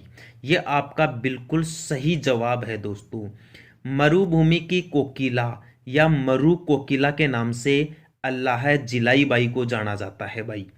और अल्लाह जिलाई बाई का जन्म राजस्थान रे बीकानेर जिले में हुआ था। ध्यान रखना, बहुत ही अच्छा सवाल है ये जो अल्लाह जिलाई बाई है ये दोस्तों एक मांड गायिका थी भाई। और इन्होंने राजस्थान का सबसे प्रसिद्ध गीत गाया था, केसरिया बालम आवोनी म्हारे देश, जो राजस्थान का राज्य गीत है। कई बार तो डायरेक्ट यहीं से सवाल पूछ लिया जाता है कि केसरिया बालम आवोनी म्हारे देश यह गीत किसके द्वारा लिखा गया था? अल्लाह जिलाई बाई के द्वारा लिखा गया था, जो बीकानेर की थी। और इन्हें मांड गायिकी के नाम से भी जाना जाता है या मरु कोकिला के नाम से भी जाना जाता है। ठीक है दोस्तों, ये गौरी देवी, मांगी बाई, बनो बेगम, ये भी दोस्तों मांड गायिकाएं थी। राजस्थान के प्रथम मुख्यमंत्री कौन थे भाई? बहुत अच्छा सवाल। राजस्थान के प्रथम मुख्यमंत्री बने भाई हीरालाल शास्त्री। अब इसमें ऑप्शन जो 4 है ना ये काफी खतरनाक है दोस्तों। ये जो टीकाराम पालीवाल है ये राजस्थान के पहले मनोनीत मुख्यमंत्री बने थे। आपसे एग्जाम में सवाल अलग से पूछ लिया जाएगा कि राजस्थान के पहले मनोनीत मुख्यमंत्री कौन बने थे, तो टीकाराम पालीवाल बने थे। सवाल आपसे पूछ ले कि राजस्थान के पहले निर्वाचित मुख्यमंत्री कौन बने थे, तो आपका जवाब होगा हीरालाल शास्त्री। आपसे सवाल पूछ ले कि राजस्थान में सबसे लंबे समय तक मुख्यमंत्री बनने वाले व्यक्ति का क्या नाम था? मोहनलाल सुखाड़िया। सबसे लंबे समय तक राजस्थान के मुख्यमंत्री कौन थे भाई? मोहनलाल सुखाड़िया। ऐसा बताया जाता है मोहनलाल सुखाड़िया ने लगभग 4 कार्यकाल पूरे किए हैं भाई। और ये जो जयनारायण व्यास जी थे ना, जयनारायण व्यास जी राजस्थान के एकमात्र ऐसे मुख्यमंत्री हैं जो मनोनीत भी थे और निर्वाचित भी थे। बात समझ में आ रही है? दोबारा देख लो सारे क्वेश्चन। जयनारायण व्यास जी का संबंध जोधपुर से है। ये राजस्थान के ऐसे मुख्यमंत्री रहे हैं एकमात्र जो निर्वाचित भी बने और मनोनीत भी बने। यानी पहले तो ये मनोनीत मुख्यमंत्री बनाए गए जय नारायण व्यास, और बाद में ये निर्वाचित मुख्यमंत्री बन गए। टीकाराम पालीवाल पहले मनोनीत मुख्यमंत्री बने। हीरालाल शास्त्री पहले निर्वाचित मुख्यमंत्री बने। हीरालाल शास्त्री का संबंध जोबनेर जयपुर से है। और ये जो हीरालाल शास्त्री है, इनका संबंध दोस्तों वन स्थली विद्यापीठ से भी है। इनकी पत्नी का नाम था रतन शास्त्री। तो इन्होंने अपनी पत्नी रत्ना शास्त्री के साथ मिलकर निवाई टोंक में कुटीर या फिर वन स्थली विद्यापीठ की स्थापना की, जिसे जीवन कुटीर के नाम से भी जाना जाता था। ठीक है, नेक्स्ट देखिए, एक इंपॉर्टेंट सवाल और बता देता हूं मोहनलाल सुखाड़िया के बारे में। क्वेश्चन आपसे पूछ ले कि राजस्थान में युवावस्था में मुख्यमंत्री बनने वाले कौन व्यक्ति थे भाई? मोहनलाल सुखाड़िया। एक और बात, राजस्थान में कौन से मुख्यमंत्री को शताब्दी पुरुष के नाम से जाना जाता है? तो मोहनलाल सुखाड़िया ने लगभग 16 वर्ष से भी ज्यादा समय तक मुख्यमंत्री के रूप में राजस्थान में कार्य किया, इसलिए इन्हें राजस्थान का शताब्दी पुरुष कहा जाता है। अगला क्वेश्चन, राजस्थान में कुल जिलों की संख्या कितनी है? ये तो एकदम आसान सवाल है, 33 है भाई। और राजस्थान का 33वां जिला प्रतापगढ़ बना था 2008 में। इस टाइम पे राजस्थान की मुख्यमंत्री वसुंधरा राजे सिंधिया थी। और ये जो प्रतापगढ़ है, ये अस्तित्व में आया था 1 अप्रैल 2010 को। ये भी अच्छा सवाल है। सवाल आपसे पूछ ले कि प्रतापगढ़ का गठन कौन सी समिति की सिफारिश पर किया गया? तो परमेश चंद्र कमेटी की सिफारिश पर किया गया। ताजा आंकड़ों का भी ध्यान रखना। वर्तमान के जो मुख्यमंत्री है ना, अशोक गहलोत जी, इन्होंने राजस्थान में 19 नए जिले बनाने की घोषणा की है। साथ ही इन्होंने 3 नए संभाग बनाने की भी घोषणा की है। अगला क्वेश्चन, मत्स्य संघ की राजधानी क्या थी भाई? मत्स्य संघ की राजधानी थी अलवर। क्या थी भाई? अलवर। बहुत ही अच्छा सवाल है। मत्स्य संघ जो 18 मार्च 1948 को गठन किया गया था, ये एकीकरण का पहला चरण था। इसकी राजधानी अलवर बनाई गई भाई। ठीक है, अगला क्वेश्चन, राजस्थान में सीमा सुरक्षा बल का नया मुख्यालय कहाँ स्थापित किया गया है? बीकानेर में। राजस्थान में बीएसएफ सीमा सुरक्षा बल का नया मुख्यालय बीकानेर में बनाया गया है भाई। राजस्थान का प्रवेश द्वार किसे कहते हैं? भरतपुर को। ध्यान रखना, राजस्थान का प्रवेश द्वार किसे कहते हैं? भरतपुर को। दक्षिणी पूर्वी राजस्थान का प्रवेश द्वार किसे कहते हैं? ये राजस्थान के गौरव चित्तौड़गढ़ को कहते हैं। थाको क्वेश्चन एक और पूछा जा सका है, आपको पूछ लिया जाए कि मरुस्थल का प्रवेश द्वार या मारवाड़ का प्रवेश द्वार किसे कहते हैं? जोधपुर को कहते हैं भाई। उम्मीद करता हूं जानकारी आपके ठीक तरीके से समझ में आई होगी। आगे के क्वेश्चन और देख लीजिए दोस्तों। अगला क्वेश्चन है, राजस्थान का कौन सा क्षेत्र डांग क्षेत्र के रूप में जाना जाता है? दोस्तों, डांग क्षेत्र ये चंबल नदी से संबंधित क्षेत्र है भाई। डांग क्षेत्र डाकुओं के क्षेत्र को कहते हैं भाई। ऐसा क्षेत्र जहां पर डाकू लोग निवास करते हैं उसे डांग क्षेत्र के नाम से जाना जाता है। इसमें राजस्थान के 3 जिले आते हैं वैसे, धौलपुर, करौली और सवाई माधोपुर। धौलपुर, करौली और सवाई माधोपुर को मिलाकर डांग क्षेत्र कहा जाता है। तो आपके ऑप्शन के हिसाब से दूसरा ऑप्शन बिल्कुल सही होगा भाई। करौली और धौलपुर तो दे ही रखे हैं, एक सवाई माधोपुर का और ध्यान रखना है आपको कि धौलपुर, करौली और सवाई माधोपुर तीनों को डांग क्षेत्र कहते हैं। डांग क्षेत्र का मतलब चंबल नदी से जुड़ा हुआ है और डाकुओं के निवास स्थान वाले क्षेत्र को अपने भारत में डांग क्षेत्र के नाम से जाना जाता है। अगला क्वेश्चन भाई, राजस्थान दिवस किस तिथि को मनाया जाता है? 30 मार्च। ये बहुत ही अच्छा सवाल है भाई। 30 मार्च को राजस्थान दिवस मनाया जाता है। 26 जनवरी को गणतंत्र दिवस मनाया जाता है। 15 अगस्त इस दिन स्वतंत्रता दिवस मनाया जाता है। और 2 अक्टूबर को दोस्तों गांधी जी की जयंती मनाई जाती है भाई। ठीक है, या अहिंसा दिवस भी मनाया जाता है। अगला इंपॉर्टेंट सवाल देखे भाई, विराटनगर किस जनपद की राजधानी थी भाई? ये तो मत्स्य जनपद की राजधानी थी। मत्स्य जनपद में अलवर, थोड़ा बहुत जयपुर का हिस्सा आता है और भरतपुर भी आता है। तो विराटनगर तो मत्स्य जनपद की राजधानी थी और विराटनगर को वर्तमान में बेराट के नाम से जाना जाता है भाई। ठीक है दोस्तों, ये जो आपका अंग था, अंग की राजधानी तो चंपा थी भाई। क्या थी? चंपा। और ये जो गंधार है, इसकी राजधानी तो दोस्तों तक्षशिला थी, जो वर्तमान में पाकिस्तान देश में है। मगध की राजधानी पाटलिपुत्र थी और पाटलिपुत्र का नया नाम है पटना। समझ में आ गई के बात? दोबारा सुन लो। विराटनगर किस जनपद की राजधानी थी? विराटनगर मत्स्य जनपद की राजधानी थी और मत्स्य जनपद में अलवर, भरतपुर और थोड़ा बहुत जयपुर का हिस्सा आता था भाई। अंग किसकी राजधानी थी आपसे पूछ ले, तो अंग की राजधानी चंपा थी भाई। किसकी थी? चंपा। अंग, अंग जनपद था जिसकी राजधानी चंपा थी। गंधार की राजधानी तक्षशिला थी जो वर्तमान में पाकिस्तान में है और मगध की राजधानी पाटलिपुत्र थी जिसे वर्तमान में पटना के नाम से भी जाना जाता है। नेक्स्ट क्वेश्चन, भारत का पहला परमाणु विस्फोट किस स्थान पर किया गया? दोस्तों, भारत का पहला परमाणु विस्फोट पोखरण जैसलमेर में किया गया था और 1976 ईस्वी में किया गया था। ध्यान रखना। दोबारा सुन लो। भारत का पहला परमाणु परीक्षण जैसलमेर के पोखरण स्थान पर किया गया था, 1976 ईस्वी में किया गया था भाई। जो दूसरा परमाणु परीक्षण है वो भी पोखरण जैसलमेर में किया गया था और 1998 ईस्वी में किया गया था। 1998 ईस्वी में जब दूसरा परमाणु परीक्षण किया गया, उस टाइम पे राजस्थान के तो क्या, भारत के प्रधानमंत्री अटल बिहारी वाजपेयी जी थे भाई। पोखरण को भारत का शक्ति स्थल कहते हैं भाई, पावर स्टेशन। भारत का शक्ति स्थल किसे कहते हैं? पोखरण जैसलमेर को कहते हैं भाई। बात समझ में आ गई के? ओके।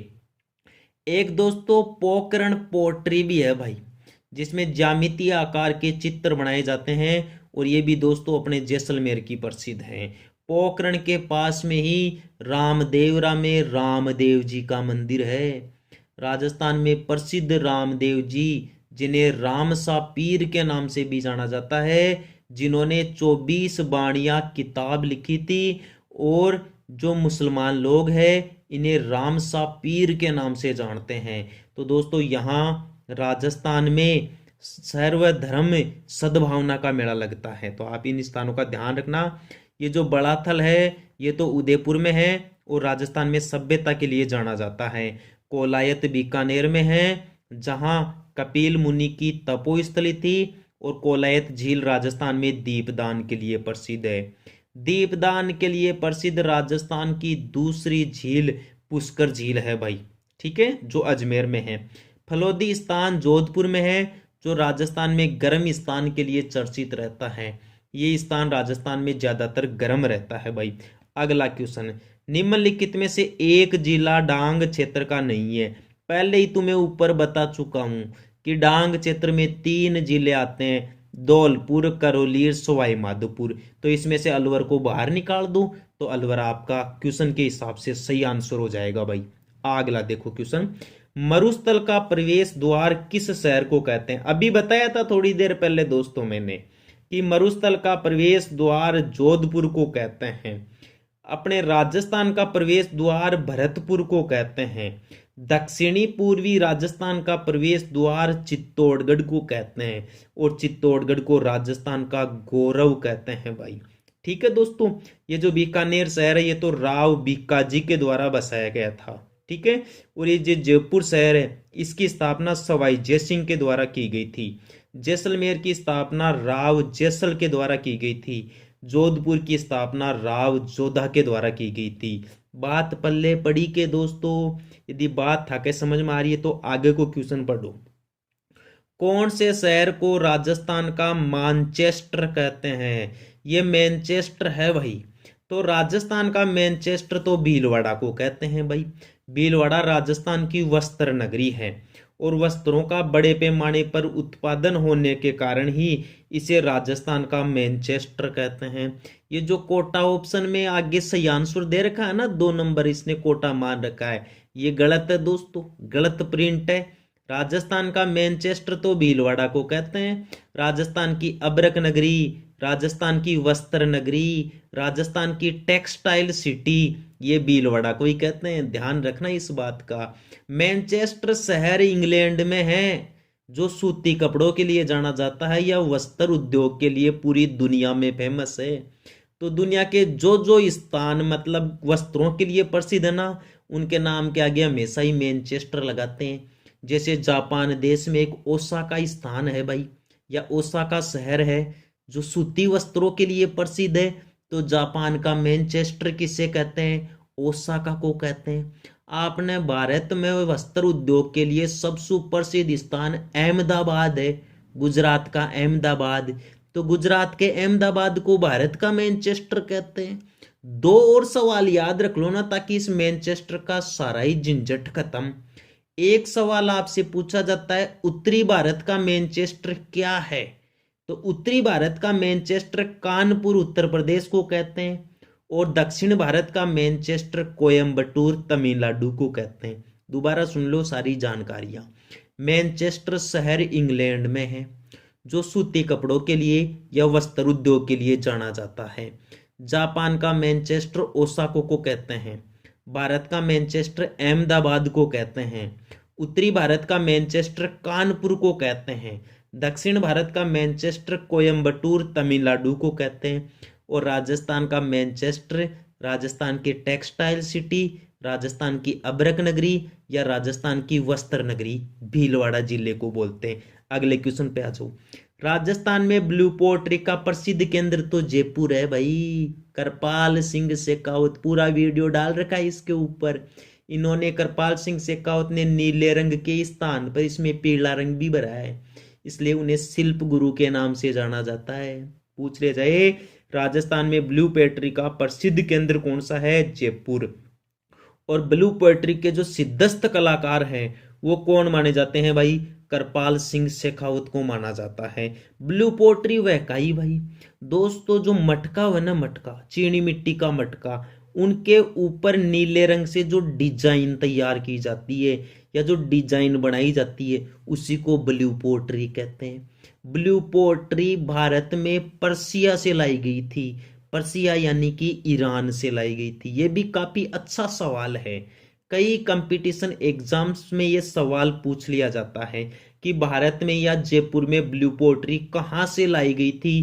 पर्सिया ईरान से लाई गई थी, जो कहाँ की प्रसिद्ध है, जयपुर की। ब्लू पोएट्री के सिद्धस्त कलाकार कौन थे, कृपाल सिंह शेखावत थे भाई। ठीक है, अगला क्वेश्चन देखो। प्रारंभिक समय में उमेदपुरा की छावनी के नाम से प्रसिद्ध शहर कौन सा था भाई। ये जो झालावाड़ है ना, झालावाड़, इसे उमेदपुरा की छावनी कहते थे भाई। ये बहुत ही गजब का सवाल है दोस्तों, परीक्षा में छपने वाला क्वेश्चन है और कई बच्चों के होश उड़ा देने वाला क्वेश्चन है ये, कि उमेदपुरा की छावनी किसे कहते हैं, झालावाड़ को कहते हैं। अगला क्वेश्चन, अलवर के आसपास का क्षेत्र प्राचीन समय में निम्नलिखित में से किस नाम से जाना जाता था भाई। जो अलवर के आसपास का क्षेत्र ने, इसे सालव प्रदेश कहा जाता था। ध्यान रखना, सालव प्रदेश अलवर के आसपास के क्षेत्र को कहते हैं। जो थड़ी है ना, थड़ी, ये दोस्तों बीकानेर को कहते हैं भाई। थड़ी किसको कहते हैं, बीकानेर को कहते हैं। और ये जो डांग क्षेत्र है, डांग क्षेत्र में धौलपुर, करौली और सवाई माधोपुर आते हैं। और जो माल खेराड़ है ना, ये तो टोंक के आसपास का क्षेत्र है। अगला, कुंभ थाना का किला किस प्रसिद्ध दुर्ग का प्राचीन नाम था भाई। ये करारगढ़ का, ये सिवाना दुर्ग का प्राचीन नाम था। जो सिवाना दुर्ग है ना, इसे कुंभ थाना के नाम से जाना जाता था भाई। नेक्स्ट क्वेश्चन देखिए दोस्तों, अगला इंपॉर्टेंट क्वेश्चन यहां देखिए दोस्तों। निम्नलिखित में से किस क्षेत्र पर सिसोदिया वंश का शासन नहीं था। शाहपुरा पर, किशनगढ़ पर, प्रतापगढ़ पर या बांसवाड़ा पर। दोस्तों शाहपुरा भीलवाड़ा में है। प्रतापगढ़ वही जिला है जो 2008 में बना, ये उदयपुर, चित्तौड़गढ़ और बांसवाड़ा से अलग होकर बना था। बांसवाड़ा चौथा ऑप्शन है ही, तो अपना सही जवाब हो जाएगा किशनगढ़। किशनगढ़ अजमेर में पड़ता है भाई। किशनगढ़ कहाँ पर पड़ता है? अजमेर में पड़ता है। तो किशनगढ़ सिसोदिया वंश से संबंधित नहीं है, ये या तो चौहान वंश से संबंधित है और कुछ समय के लिए ये मारवाड़ वंश से संबंधित था। देखो, सिसोदिया वंश को गुहिल वंश भी कहते हैं, जिसकी स्थापना गुहिलादित्य के द्वारा की गई थी भाई। गुहिल या सिसोदिया वंश का शासन चित्तौड़गढ़, उदयपुर, डूंगरपुर, बांसवाड़ा, प्रतापगढ़, शाहपुरा आदि क्षेत्रों में था भाई। अगला क्वेश्चन, पहला राजस्थान खेल रत्न पुरस्कार प्राप्त करने वाले राज्य के खिलाड़ी कौन है? लिम्बाराम। लिम्बाराम का संबंध तीरंदाजी से है भाई। लिम्बाराम का संबंध किससे है? तीरंदाजी से है। और इन्होंने दोस्तों पहला राजस्थान खेल रत्न पुरस्कार प्राप्त किया था भाई। ध्यान रखना, ये जो डॉक्टर करणी सिंह जी है ना, इनका संबंध बीकानेर से था भाई। और ये करणी सिंह जी है ना, ये भी तीरंदाजी से रिलेटेड ही थे। सलीम दुर्रानी का संबंध क्रिकेट खेल से है। राज्यवर्धन सिंह राठौड़, इनका संबंध दोस्तों तीरंदाजी से रहा है, शूटिंग से रहा है। राज्यवर्धन सिंह राठौड़ का संबंध किससे रहा है? शूटिंग से। लिम्बाराम का संबंध तीरंदाजी से। डॉक्टर करणी सिंह जो बीकानेर के थे, इनका संबंध तीरंदाजी से। सलीम दुर्रानी का संबंध क्रिकेट से। क्वेश्चन था, पहला राजस्थान खेल रत्न पुरस्कार किसने प्राप्त किया? लिम्बाराम ने। अगला क्वेश्चन देखो भाई, देखो इसका डिटेल्स भी देख लो आप। लिम्बाराम राज्य के प्रसिद्ध तीरंदाज है। इन्हें 1995-96 में राजस्थान खेल रत्न पुरस्कार प्रदान किया गया था भाई। अगला क्वेश्चन, राजस्थान भूभाग के लिए मरुकांतर शब्द का प्रयोग किसने किया था? ये तो महर्षि वाल्मीकि जी थे, जिन्होंने रामायण लिखी थी भाई। तो रामायण के रचयिता महर्षि वाल्मीकि ने हमारे प्रदेश को मरुकांतर नाम दिया भाई, या मरुभूमि नाम दिया। अब देखो, जॉर्ज थॉमस। जॉर्ज थॉमस तो पहला विद्वान था जिसने हमारे प्रदेश को राजपुताना नाम दिया। राजपुताना नाम देने वाला पहला आदमी कौन था? George Thomas. दोस्तों, इसने मौखिक रूप से कही थी हमारे प्रदेश के लिए ये बात कि ये क्षेत्र राजपुताना है। बाद में आगे चलकर जॉर्ज थॉमस के एक मित्र थे भाई, विलियम फ्रैंकलिन। क्या नाम था उनका? William Franklin. उन्होंने एक किताब लिखी, the military memorial of mister George Thomas. George Thomas के ऊपर लिखी थी दोस्तों फ्रैंकलिन विलियम ने ये किताब।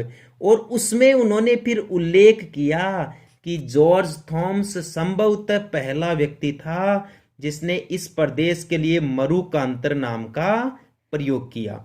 मुहणोत नैन्सी, अब्राहम ग्रियर्सन, इनका संबंध दोस्तों राजस्थान साहित्य से है। जो जॉर्ज अब्राहम ग्रियर्सन है, इनका संबंध राजस्थानी भाषा से है भाई। अगला क्वेश्चन देखें, वरहत राजस्थान में मत्स्य संघ का विलय कब किया गया? 15 मई 1949 को वरहत राजस्थान में मत्स्य संघ का विलय कर दिया गया। ये डिटेल्स देख लीजिए आप। मत्स्य संघ का गठन 18 मार्च 1948 को ABCD अलवर, भरतपुर, करौली, धौलपुर के नाम से किया गया भाई। इस संघ को 15 मई 1949 को वरहत राजस्थान में मिलाकर संयुक्त वरहत राजस्थान का गठन किया गया, जिसकी राजधानी जयपुर ही रही। Next question, colonel James Tod की प्रसिद्ध पुस्तक annals and antiquities of Rajasthan का लंदन से प्रकाशन किस वर्ष हुआ था? 1829 ईस्वी में। बहुत ही गजब को क्वेश्चन है दोस्तों कि कर्नल जेम्स टोड, जिन्हें राजस्थान में घोड़े वाले बाबा के नाम से जाना जाता है, आधुनिक राजस्थान के इतिहास का पिता कहते हैं, या राजस्थान के इतिहास का पितामह कहते हैं। दोस्तों, ये जो कर्नल जेम्स टोड थे ना, ये स्कॉटलैंड के इंग्लिस्टन शहर के रहने वाले थे। तो स्कॉटलैंड तो वर्तमान में हो गया भाई, तत्कालीन समय में तो ये इंग्लैंड में ही था। तो कई बार ऑप्शन में आपको स्कॉटलैंड नहीं मिले और इंग्लैंड मिल जाए ना, तो घबराने की जरूरत नहीं है। इंग्लैंड या ब्रिटेन आपका सही जवाब होगा। क्वेश्चन पूछ ले, कर्नल जेम्स टोड कहाँ के रहने वाले थे, तो बता देना इंग्लिस्टन शहर के रहने वाले थे। दूसरा ऑप्शन स्कॉटलैंड मिल जाए तो भी नहीं करना है, वो बिल्कुल ठीक होगो। यदि ये दोनों ही ना मिले ना था ना ऑप्शन में, तो फिर इंग्लैंड मिलेगो, और इंग्लैंड भी नहीं मिले ना तो दोस्तों ब्रिटेन जरूर मिल जालो था ऑप्शन के मायने। तो बता दीजिए कि जो कर्नल जेम्स टोड थे वो कहाँ के निवासी थे? इंग्लैंड के निवासी थे। एक जॉर्ज थॉमस को भी जरूर ध्यान रखियो दोस्तों। आपने जॉर्ज थॉमस का बारे में भी पूछो जा सके, बे खट्या का रे बड़ा हा, तो बे दोस्तों आयरलैंड के रहने वाले थे। जॉर्ज थॉमस कहाँ के रहने वाले थे? आयरलैंड के। लेकिन जॉर्ज थॉमस की मृत्यु बीकानेर में हुई भाई। मृत्यु कहाँ हुई उनकी? बीकानेर में। ये भी एक अच्छा सवाल है। तो आ जाओ अब कर्नल जेम्स टोड की रामायण बता देता हूँ थोड़ी बहुत। कर्नल जेम्स टोड भारत में ईस्ट इंडिया कंपनी की तरफ से आए थे और इन्हें पश्चिमी भारत में पॉलिटिकल एजेंट नाम के पद पर नियुक्त किया गया। तो राजस्थान प्रदेश भी इनके अंडर में रहा भाई। ठीक है। इन्होंने क्या किया? राजस्थान में जगह जगह दोस्तों घोड़े से भ्रमण किया, राजस्थान के इतिहास के प्रमाण जुटाए और उन सभी को मिलाकर एक किताब लिख दी इन्होंने, जिसे the एनालस and antiquities of Rajasthan के नाम से जाना जाता है। इसी पुस्तक का दूसरा नाम है the central and western Rajput state of India. ई किताब के अलावा कर्नल जेम्स टोड एक और किताब लिखी जिको नाम हो पश्चिमी भारत की यात्रा। बात समझ में आ रही है कि थाने ई क्वेश्चन में कई सवाल पूछ रहे हो है। इन पूछ रहे है कि कर्नल जेम्स टोड की ये जो प्रसिद्ध पुस्तक है annals and antiquities of Rajasthan, आ पुस्तक खट्यासू प्रकाशित हुई तो आ लंदन सु प्रकाशित हुई ही भाई। कब प्रकाशित हुई? आ 1829 ईस्वी में प्रकाशित हुई। एक चीज और बता दूं थान में, कर्नल जेम्स टोड पहलो विद्वानों जिसने अपने प्रदेश के लिए राजस्थान नाम का प्रयोग किया, रजवाड़ा नाम का प्रयोग किया, रायथान नाम का प्रयोग किया। तो ध्यान रखना, हमारे प्रदेश को रजवाड़ा, रायथान या राजस्थान नाम किसने दिया? ये दोस्तों कर्नल जेम्स टोड ने दिया। जबकि राजपूताना नाम किसने दिया? जॉर्ज थॉमस ने दिया। जबकि मरुकांतर नाम किसने दिया? वाल्मीकि जी ने दिया। बातें सारी क्लियर होगी होसी? यदि होगी तो थाने कर्नल जेम्स टोड को एक और खतरनाक सवाल बता दूं मैं। वो खतरनाक सवाल यो है दोस्तों कि कई बार एग्जाम में यह पूछ लियो जाए कि कर्नल जेम्स टोड ने कौन से किले के बारे में ये बात कही कि यदि उसे राजस्थान में कोई जागीर की पेशकश की जाए या कोई जागीर गिफ्ट में दी जाए तो वो कौन सी जागीर या कौन सी रियासत या कौन सी किले का चयन करेंगे भाई? तो वो भैंसरोडगढ़ का चयन करेंगे। ध्यान रखना, भैंसरोडगढ़ राजस्थान के चित्तौड़गढ़ जिले में है। चित्तौड़गढ़ जिले में एक दुर्ग है, एक गढ़ है जिसका नाम है भैंसरोडगढ़, जिसका निर्माण भैंसा साहब व्यापारी ने करवाया था। भैंसा साहब व्यापारी और रोडाचारण ने करवाया था। ठीक है। और कर्नल जेम्स टोड के नाम पर दोस्तों एक टोडगढ़ नाम का शहर भी बसा हुआ है, जिसके बारे में यह बताया जाता है कि यह शहर कर्नल जेम्स टोड ने ही बसाया था, टोडगढ़। ठीक है। नेक्स्ट क्वेश्चन देखिए भाई। देखो ये कर्नल जेम्स टोड की व्याख्या देखिए। कर्नल टोड राजस्थान में अंग्रेजी सरकार के पॉलिटिकल एजेंट थे। इन्होंने राजस्थान के इतिहास पर अपनी ये पुस्तक लिखी है जिसमें राजस्थान इतिहास को रोमन लिपि में लिखा है, अंग्रेजी भाषा में लिखी है, ABCD। ठीक है दोस्तों। किस तिथि को राजस्थान की 4 बड़ी रियासतें संयुक्त राजस्थान में शामिल हुई भाई, तथा नए गठित संघ का नाम वरहत राजस्थान रख दिया गया? 30 मार्च 1949 को ट्रिपल JB जयपुर, जोधपुर, जैसलमेर, बीकानेर, ये 4 बड़ी रियासतें ही जो राजस्थान में मिलाई गई। और ये 30 मार्च 1949। हिमालय की भारत में लंबाई कितनी है? 500 किलोमीटर है, 2400 किलोमीटर है, 3214 किलोमीटर या फिर 8850 मीटर। ठीक है, किलोमीटर में नहीं है, ये आंकड़ा दोस्तों मीटर में है, सिर्फ आपको कंफ्यूज करने के लिए दिया गया है। ध्यान से देखिए आप, क्वेश्चन क्या पूछ रहा है? भारत में हिमालय पर्वतमाला की लंबाई बताइए। 500 किलोमीटर, 2400 किलोमीटर, 3214 किलोमीटर और 8850 मीटर। इन चारों ऑप्शनों में दोस्तों आपका सही आंसर है 2400 किलोमीटर। यानी भारत में हिमालय पर्वतमाला की लंबाई 2400 किलोमीटर है, जो पश्चिम में जम्मू कश्मीर के नंगा पर्वत से प्रारंभ होकर पूर्व में अरुणाचल प्रदेश राज्य के नामचा बरवा पहाड़ी तक फैला हुआ है। और ये लंबाई कितने किलोमीटर आती है दोस्तों भारत में? 2400 किलोमीटर। अतः भारत में हिमालय पर्वतमाला की लंबाई 2400 किलोमीटर है। याद रहेगा ना आपको? ठीक है, आपने सही आंसर तो देख लिया दोस्तों, लेकिन 3 ऑप्शन और भी है इस क्वेश्चन के अंदर। एक तो 500 किलोमीटर का है, एक 3214 किलोमीटर का है और एक 8850 मीटर का है।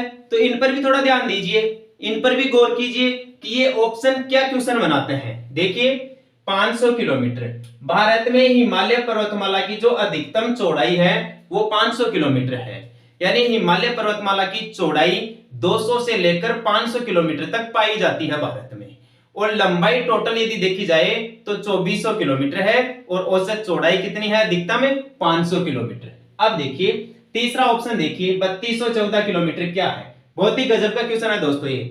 3214 किलोमीटर भारत का उत्तर से दक्षिण का विस्तार है दोस्तों। यानी भारत में ऊपर जम्मू कश्मीर से लेकर दक्षिण में कन्याकुमारी तक जो लंबाई है उत्तर से दक्षिण की वो है 3214 किलोमीटर। और यहीं पर आपसे ये क्वेश्चन भी पूछ लिया जाए कि भारत का पश्चिम से पूर्व का विस्तार बताइए, या पूर्व से पश्चिम की ओर लंबाई कितनी है, तो वो है दोस्तों 2933 किलोमीटर या 2933 किलोमीटर है। अर्थात पश्चिम में सरक्रिक से लेकर पूर्व में अरुणाचल प्रदेश के वालांगू तक भारत की जो लंबाई है वह 2933 किलोमीटर है। सरक्रिक का नाम आया है आपके सामने।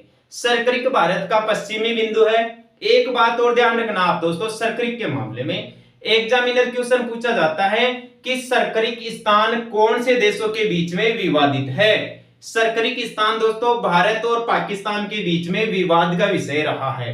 क्यों है ये सरक्रिक स्थान दोस्तों? भारत के गुजरात राज्य के कच्छ क्षेत्र में स्थित है, और इस सरक्रिक स्थान को पाकिस्तान अपने क्षेत्र में मानता है और भारत अपने क्षेत्र में मानता है। इसलिए दोनों देशों के बीच में दोस्तों विवाद का विषय है, ध्यान रखना। सरक्रिक के अलावा दोस्तों भारत और पाकिस्तान के बीच में विवाद का विषय सिंधु नदी का जल बंटवारा भी है। यानी सिंधु नदी के जल बंटवारे को लेकर भारत और पाकिस्तान के बीच में विवाद है। हालांकि 1960 ईस्वी में विश्व बैंक की मध्यस्थता में भारत और पाकिस्तान के बीच में सिंधु नदी जल बंटवारा करवाया गया। अर्थात भारत और पाकिस्तान में सिंधु नदी के जल को बांट दिया गया। इसके अलावा झेलम नदी पर जो तुलबुल परियोजना है, जो नौवहन परियोजना है, वह भी भारत और पाकिस्तान के बीच में विवाद का विषय रही है। आप ध्यान रखना, भारत और पाकिस्तान के बीच में विवाद का जो सबसे बड़ा विषय है वो है दोस्तों जम्मू कश्मीर राज्य को लेकर। यानी 1947-48 में जब भारत और पाकिस्तान के बीच में युद्ध हुआ, उस समय दोस्तों अपने जम्मू कश्मीर के दो टुकड़े हो गए। एक जम्मू कश्मीर तो दोस्तों पाकिस्तान में चला गया, जिसे पाक ऑक्यूपाइड कश्मीर या पाक अधिकृत कश्मीर के नाम से जाना जाता है, और एक जो आधा भाग था कश्मीर का वो बना दोस्तों भारत का जम्मू कश्मीर प्रांत या जम्मू कश्मीर राज्य। यहाँ एक गजब का क्वेश्चन निकल के आता दोस्तों कि पाक अधिकृत कश्मीर और भारत के जम्मू कश्मीर, इन दोनों के बीच में जो सीमा रेखा है उसका क्या नाम है? उसका नाम है दोस्तों कंट्रोल लाइन या नियंत्रण रेखा के नाम से जाना जाता है। फिर से ध्यान दीजिए, नियंत्रण रेखा के द्वारा पाक अधिकृत कश्मीर भारत के जम्मू कश्मीर से अलग होता है। ठीक है दोस्तों, अगला ऑप्शन देखिए आप, 8850 मीटर। 8850 मीटर का संबंध दोस्तों हिमालय पर्वतमाला से ही जुड़ा हुआ है। हिमालय पर्वतमाला में विश्व की सबसे ऊंची पर्वत चोटी है दोस्तों, जिसका नाम है माउंट एवरेस्ट। और माउंट एवरेस्ट दोस्तों नेपाल और तिब्बत के सीमा क्षेत्रों में स्थित है, और यह माउंट एवरेस्ट विश्व की सबसे ऊंची पर्वत चोटी है, जिसकी ऊंचाई 8848 मीटर या 8850 मीटर है। ध्यान रखोगे 8850 मीटर क्या है? माउंट एवरेस्ट की ऊंचाई है। और माउंट एवरेस्ट से संबंधित क्या क्वेश्चन पूछा जाता है? यह विश्व का सबसे ऊंचा स्थान है या विश्व की सबसे ऊंची पर्वत चोटी है। जो कौन सी पर्वतमाला का हिस्सा है? हिमालय पर्वतमाला का हिस्सा है। माउंट एवरेस्ट की स्थिति बताइए। माउंट एवरेस्ट दोस्तों नेपाल और तिब्बत के सीमा क्षेत्रों में स्थित है। ध्यान रखना, माउंट एवरेस्ट के बारे में एक और गजब का क्वेश्चन सामने निकल के आता है ज्योग्राफी विषय में। आपसे क्वेश्चन पूछ ले कि पृथ्वी का तीसरा ध्रुव किसे कहते हैं? पृथ्वी का तीसरा ध्रुव किसे कहा जाता है? माउंट एवरेस्ट को ही दोस्तों पृथ्वी का तीसरा ध्रुव कहा जाता है। आइए अगले क्वेश्चन पे देखिए, विश्व की सबसे ऊंची पर्वतमाला कौन सी है? विश्व की सबसे ऊंची पर्वतमाला के बारे में पूछ रहा है। ऑप्शन देखिए, 4 पर्वतमालाओं के नाम दिए गए हैं। एंडीज पर्वतमाला है, या रॉकीज पर्वतमाला है, या एटलस पर्वतमाला है, या फिर हिमालय पर्वतमाला है। यदि दोस्तों आपने पहला क्वेश्चन थोड़ा सा ध्यान से पढ़ा है, या पहले क्वेश्चन में दोस्तों थोड़ा सा ध्यान देकर यदि आपने पढ़ा है ना तो आपको आंसर मिल गया है। बताइए पहले क्वेश्चन के ऑप्शनों के आधार पर इसका क्या आंसर निकल के आता है कि विश्व की सबसे ऊंची पर्वतमाला कौन सी है, एंडीज, रॉकीज, एटलस या हिमालय। इन चारों में देखिए दोस्तों, इन चारों में 8850 का आंकड़ा दोस्तों अपन ने अभी अभी जोड़ देकर पढ़ा है। क्या है? 8850 मीटर माउंट एवरेस्ट है जो हिमालय की सबसे ऊंची पर्वत चोटी है, और ये माउंट एवरेस्ट विश्व की भी सबसे ऊंची पर्वत चोटी है। मिल गया ना दोस्तों आपका आंसर, बहुत ही आसानी से मिल गया कि सबसे ऊंची पर्वतमाला कौन सी है, हिमालय पर्वतमाला है। क्यों है? क्योंकि हिमालय पर्वतमाला में ही माउंट एवरेस्ट है जिसकी ऊंचाई 8850 मीटर है और यह विश्व की सबसे ऊंची पर्वत चोटी है। इस ऑप्शन के अलावा बाकी के 3 ऑप्शन भी है, एंडीज, रॉकीज और एटलस। ये तीनों ऑप्शन भी दोस्तों आपके लिए उपयोगी हैं।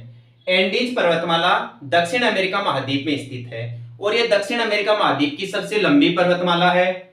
रॉकीज पर्वतमाला उत्तरी अमेरिका महाद्वीप के पश्चिमी तट पर स्थित है और रॉकीज उत्तरी अमेरिका महाद्वीप की सबसे लंबी पर्वतमाला है।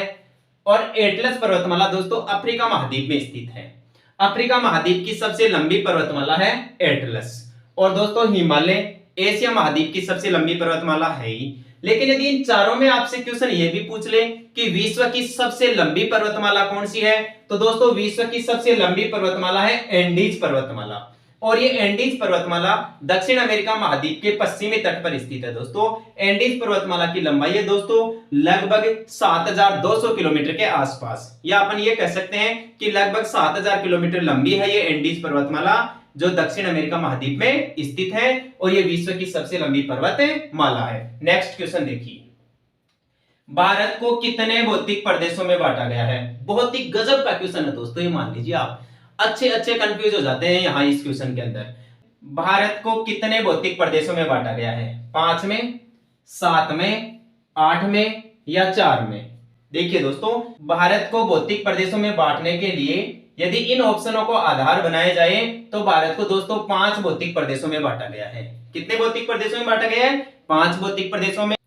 पहला है उत्तर का हिमालय पर्वतीय प्रदेश, दूसरा है उत्तर का विशाल मैदान, तीसरा है प्रायद्वीपीय पठारी प्रदेश, चौथा है तटीय मैदान और पांचवा है द्वीप समूह है।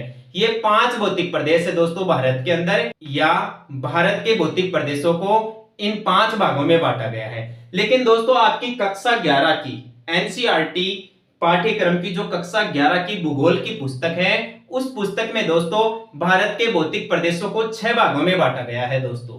लेकिन आप वहां कंफ्यूज मत होना क्योंकि वहां पर दोस्तों एक भौतिक प्रदेश ज्यादा लिखा हुआ है उसमें। कौन सा है? थार का मरुस्थल भौतिक प्रदेश। कई जगह अपन थार के मरुस्थल को पृथक पढ़ लेते हैं और यदि निर्माण या संरचना के आधार पर देखा जाए तो जो थार का मरुस्थल है दोस्तों उत्तर के विशाल मैदान का ही उपभाग है।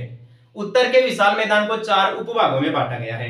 एक तो राजस्थान का मैदान, एक सतलज का मैदान या पंजाब का मैदान, एक गंगा का मैदान और एक ब्रह्मपुत्र का मैदान। राजस्थान के मैदान की बहने वाली जो महत्वपूर्ण नदी है वह है लूणी नदी। कौन सी है दोस्तों? लूणी नदी। तो सही तरीके से देखा जाए, बनावट के आधार पर देखा जाए या नदियों के आधार पर बनाए गए पाठ के आधार पर देखा जाए तो राजस्थान का मैदान या मरुस्थल उत्तर के विशाल मैदान का ही हिस्सा है, तो आपको घबराने की आवश्यकता नहीं है। तो भारत को कितने भौतिक प्रदेशों में बांटा गया दोस्तों? 5 भौतिक प्रदेशों में। 7 के बारे में कोई विशेष क्वेश्चन है नहीं। ऑप्शन 8 आपको बहुत बढ़िया मिल जाएगा। बहुत सारी जगह 8 का आंकड़ा बहुत प्रसिद्ध है। जैसे उदाहरण के लिए मैं आपको बताऊं, कर्क रेखा भारत के 8 राज्यों से होकर गुजरती है। क्वेश्चन पूछा जाता है कर्क रेखा भारत के कितने राज्यों से होकर गुजरती है? 8 राज्यों से। एक क्वेश्चन ये भी पूछा जाता है कि राजस्थान में पाली जिला कितने जिलों से सीमा बनाता है? राजस्थान में पाली जिला दोस्तों 8 जिलों से सीमा बनाता है। क्वेश्चन इसमें यह भी पूछा जाता है कि राजस्थान में सर्वाधिक जिलों के साथ सीमा बनाने वाला जिला कौन सा है? पाली है। 8 का आंकड़ा दोस्तों एक और ध्यान रखना आप, इसमें क्वेश्चन ये भी पूछ लिया जाता है कि राजस्थान के अंदर ऐसे कितने जिले हैं जो बीच में स्थित है, यानी वो ना तो किसी देश के साथ अंतरराष्ट्रीय सीमा बनाते हैं और ना ही किसी राज्य के साथ अंतरराज्यीय सीमा बनाते हैं। तो ऐसे जिलों की संख्या है दोस्तों 8। अतः राजस्थान में 8 ऐसे जिले हैं जो राजस्थान के मध्य वाले भाग में स्थित है, बीच वाले भाग में स्थित है। अगला देखिए 4 4 का आंकड़ा भी आपको विभाजन में देखने को मिल जाएगा। जैसे राजस्थान के भौतिक प्रदेशों को कितने भागों में बांटा गया है? 4 भागों में। राजस्थान के भौतिक प्रदेशों को कौन से 4 भागों में बांटा गया है?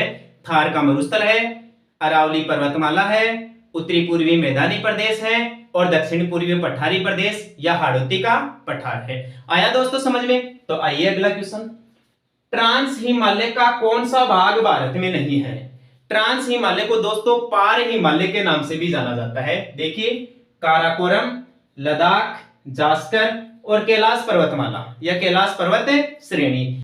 भारत में दोस्तों हिमालय का विभाजन समांतर श्रेणी के आधार पर भी किया गया है और समांतर श्रेणी के आधार पर हिमालय को 4 भागों में बांटा गया है और उनमें से जो सबसे उत्तरी हिमालय है दोस्तों उसका नाम है ट्रांस हिमालय या पार हिमालय। इस ट्रांस हिमालय को दोस्तों फिर से 4 उपभागों में बांटा गया है। एक का नाम है काराकोरम श्रेणी, एक का नाम है लद्दाख, एक है जास्कर और एक है दोस्तों कैलाश श्रेणी। क्वेश्चन को ध्यान से देखो क्या पूछ रहा है, ट्रांस हिमालय का कौन सा भाग भारत में नहीं है? भारत में नहीं है। कैलाश पर्वत श्रेणी दोस्तों तिब्बत में स्थित है, यानी वर्तमान में चीन के अधिकार क्षेत्र में आता है तिब्बत। तो कैलाश श्रेणी भारत से बाहर तिब्बत में है, बाकी ये तीनों दोस्तों भारत में स्थित है, यानी भारत के जम्मू कश्मीर लद्दाख केंद्र शासित प्रदेश में स्थित है। अगला क्वेश्चन देखिए आप, सियाचिन ग्लेशियर। सियाचिन ग्लेशियर कौन से भाग में स्थित है? यानी हिमालय के कौन से भाग में स्थित है? 4 ऑप्शन देखिए, क्या लद्दाख में स्थित है, क्या जास्कर में स्थित है, या काराकोरम श्रेणी में है, या कैलाश श्रेणी में है? दोस्तों सियाचिन ग्लेशियर काराकोरम श्रेणी में स्थित है। हिमालय की कौन सी श्रेणी में स्थित है? काराकोरम पर्वत श्रेणी में स्थित है। ध्यान रखना दोस्तों काराकोरम के बारे में, काराकोरम भारत का महत्वपूर्ण दर्रा है या काराकोरम भारत की महत्वपूर्ण पर्वत श्रेणी है। अगला क्वेश्चन देखिए, विश्व की सबसे ऊंची पर्वत चोटी कौन सी है? पहले ही क्लियर हो गया है। तो विश्व की सबसे ऊंची पर्वत चोटी, ऑप्शन देखिए, क्या गुरु शिखर है? नहीं है। माउंट एवरेस्ट है? बिल्कुल सही आंसर है, अच्छा पकड़े हो आप। माउंट एवरेस्ट ही विश्व की सबसे ऊंची पर्वत चोटी है जो हिमालय में स्थित है। तो बाकी के 3 ऑप्शन भी देखिए, गुरु शिखर, माउंट केटू और कंचनजंगा। गुरु शिखर दोस्तों राजस्थान की सबसे ऊंची पर्वत चोटी है। यदि आपसे पूछ लिया जाए कि राजस्थान में अरावली पर्वतमाला की सबसे ऊंची पर्वत चोटी कौन सी है? गुरु शिखर। माउंट केटू दोस्तों भारत की सबसे ऊंची पर्वत चोटी है जो वर्तमान में पीओके में स्थित है। कहां स्थित है? पीओके में। एक दोस्तों कंचनजुंगा भी है। यह कंचनजुंगा दोस्तों भारत की दूसरी सबसे ऊंची पर्वत चोटी है, यानी भारत की सबसे ऊंची पर्वत चोटी तो माउंट केटू या इसे गॉडविन ऑस्टिन भी कहा जाता है। जबकि यदि सही तरीके से ऐसे क्वेश्चन पूछ लिया जाए कि वर्तमान समय में पूर्ण रूप से भारत के अधिकार क्षेत्र में भारत की सबसे ऊंची पर्वत चोटी कौन सी है, तो वह दोस्तों कंचनजुंगा हो जाएगी। क्यों? क्योंकि ये माउंट केटू या गॉडविन ऑस्टिन तो दोस्तों पीओके में स्थित है और वर्तमान में पाक अधिकृत कश्मीर में होने के कारण पाकिस्तान के अधिकार क्षेत्र में मानी जाती है। लेकिन क्वेश्चन आपसे डायरेक्ट ये पूछा जाए कि भारत के सबसे ऊंची पर्वत चोटी बताओ, माउंट केटू या गॉडविन ऑस्टिन। भारत की दूसरी सबसे ऊंची पर्वत चोटी बताओ, कंचनजुंगा, ये सिक्किम में स्थित है। ये माउंट केटू जम्मू कश्मीर में स्थित है। माउंट एवरेस्ट नेपाल या तिब्बत में स्थित है। और जो गुरु शिखर है दोस्तों राजस्थान के सिरोही जिले में माउंट आबू के पठार पर स्थित है, जो राजस्थान या अरावली की सबसे ऊंची पर्वत चोटी मानी जाती है। अगला क्वेश्चन देखिए, नामचा बरुआ पहाड़ी कहां स्थित है? नामचा बरुआ पहाड़ी देखिए दोस्तों, क्या जम्मू कश्मीर राज्य में है, हिमाचल प्रदेश में है, उत्तराखंड में है या फिर अरुणाचल प्रदेश राज्य में स्थित है? जम्मू कश्मीर में तो नहीं है दोस्तों, हिमाचल प्रदेश में भी नहीं है, उत्तराखंड में भी नहीं है, अरुणाचल प्रदेश आपका सही आंसर होगा। यानी नामचा बरुआ पहाड़ी का कुछ हिस्सा दोस्तों भारत के अरुणाचल प्रदेश राज्य में है और इसका कुछ हिस्सा कहां है? म्यांमार देश के अंदर स्थित है। तो आपको ध्यान रखना है कि नामचा बरुआ पहाड़ी भारत में हिमालय पर्वतमाला का पूर्वी स्थान है या पूर्वी पर्वत श्रृंखला है जो अरुणाचल प्रदेश राज्य में स्थित है। अगले क्वेश्चन पे ध्यान दीजिए, लघु हिमालय को जम्मू कश्मीर में किस नाम से जाना जाता है? समांतर श्रेणी के आधार पर हिमालय को पहले ही बता चुका हूं, 4 भागों में बांटा गया है। पहला है ट्रांस हिमालय या पार हिमालय, दूसरा है वरहद हिमालय या हिमाद्री हिमालय, तीसरा है लघु हिमालय या मध्य हिमालय, चौथा है शिवालिक हिमालय या बाहरी हिमालय। तो क्वेश्चन किसके बारे में पूछ रहा है? लघु हिमालय के बारे में, कि लघु हिमालय को जम्मू कश्मीर में क्या कहा जाता है? क्या ब्लैक माउंटेन कहा जाता है? नहीं। क्या धौलाधार कहा जाता है? ये भी नहीं कहा जाता। क्या पीर पंजाल कहा जाता है? बिल्कुल सही आंसर है दोस्तों। पहले बताया नहीं था अभी थोड़ी देर पहले कि हिमालय पर्वतमाला भारत में पश्चिम में जम्मू कश्मीर के पीर पंजाल से प्रारंभ होकर पूर्व में अरुणाचल प्रदेश के नामचा बरुआ पहाड़ी तक स्थित है। तो पीर पंजाल जम्मू कश्मीर में है और लघु हिमालय को जम्मू कश्मीर में पीर पंजाल के नाम से जाना जाता है। डोकिया भी सही आंसर नहीं है। इन बाकी के 3 आंसरों के बारे में भी देखिए। लघु हिमालय को भूटान में ब्लैक माउंटेन के नाम से जाना जाता है, हिमाचल प्रदेश में इसे धौलाधार कहा जाता है और भारत के सिक्किम राज्य में इसे डोकिया के नाम से जाना जाता है। अगला क्वेश्चन, जवाहर सुरंग कौन से दर्रे में स्थित है? जवाहर सुरंग दोस्तों राष्ट्रीय राजमार्ग संख्या 1 में स्थित है। क्या हाजीपुर दर्रे में है, बनिहाल दर्रे में है, काराकोरम दर्रे में है या नाथुला दर्रे में स्थित है? जवाहर सुरंग दोस्तों बनिहाल दर्रे में स्थित है। कौन से दर्रे में है? बनिहाल दर्रे में। बाकी के तीनों दर्रों के बारे में भी एक क्वेश्चन देख लीजिए। हाजीपुर दर्रा दोस्तों भारत के जम्मू कश्मीर राज्य में है, जहां से भारत में अधिकांश आतंकवादी घुसपैठ करते रहते हैं। काराकोरम दर्रा भी दोस्तों भारत के जम्मू कश्मीर राज्य में ही स्थित है। यह भारत का सबसे ऊंचा दर्रा भी है। और एक नाथुला दर्रा दोस्तों भारत से चीन जाने के लिए रास्ता प्रदान करता है या तिब्बत जाने के लिए रास्ता प्रदान करता है। तो ये थे दोस्तों भारत के भौतिक प्रदेशों के कुछ महत्वपूर्ण क्वेश्चंस जो आपको मैंने ध्यान से पढ़ाए हैं, आपके बहुत ही बढ़िया तरीके से समझ में आ गए होंगे। दोस्तों यदि आपको मेरा पढ़ाने का तरीका पसंद आता है या मेरी वीडियो क्लासेस आपको अच्छी लगती हैं तो चैनल को लाइक, शेयर एंड सब्सक्राइब जरूर करें। ठीक है दोस्तों, धन्यवाद।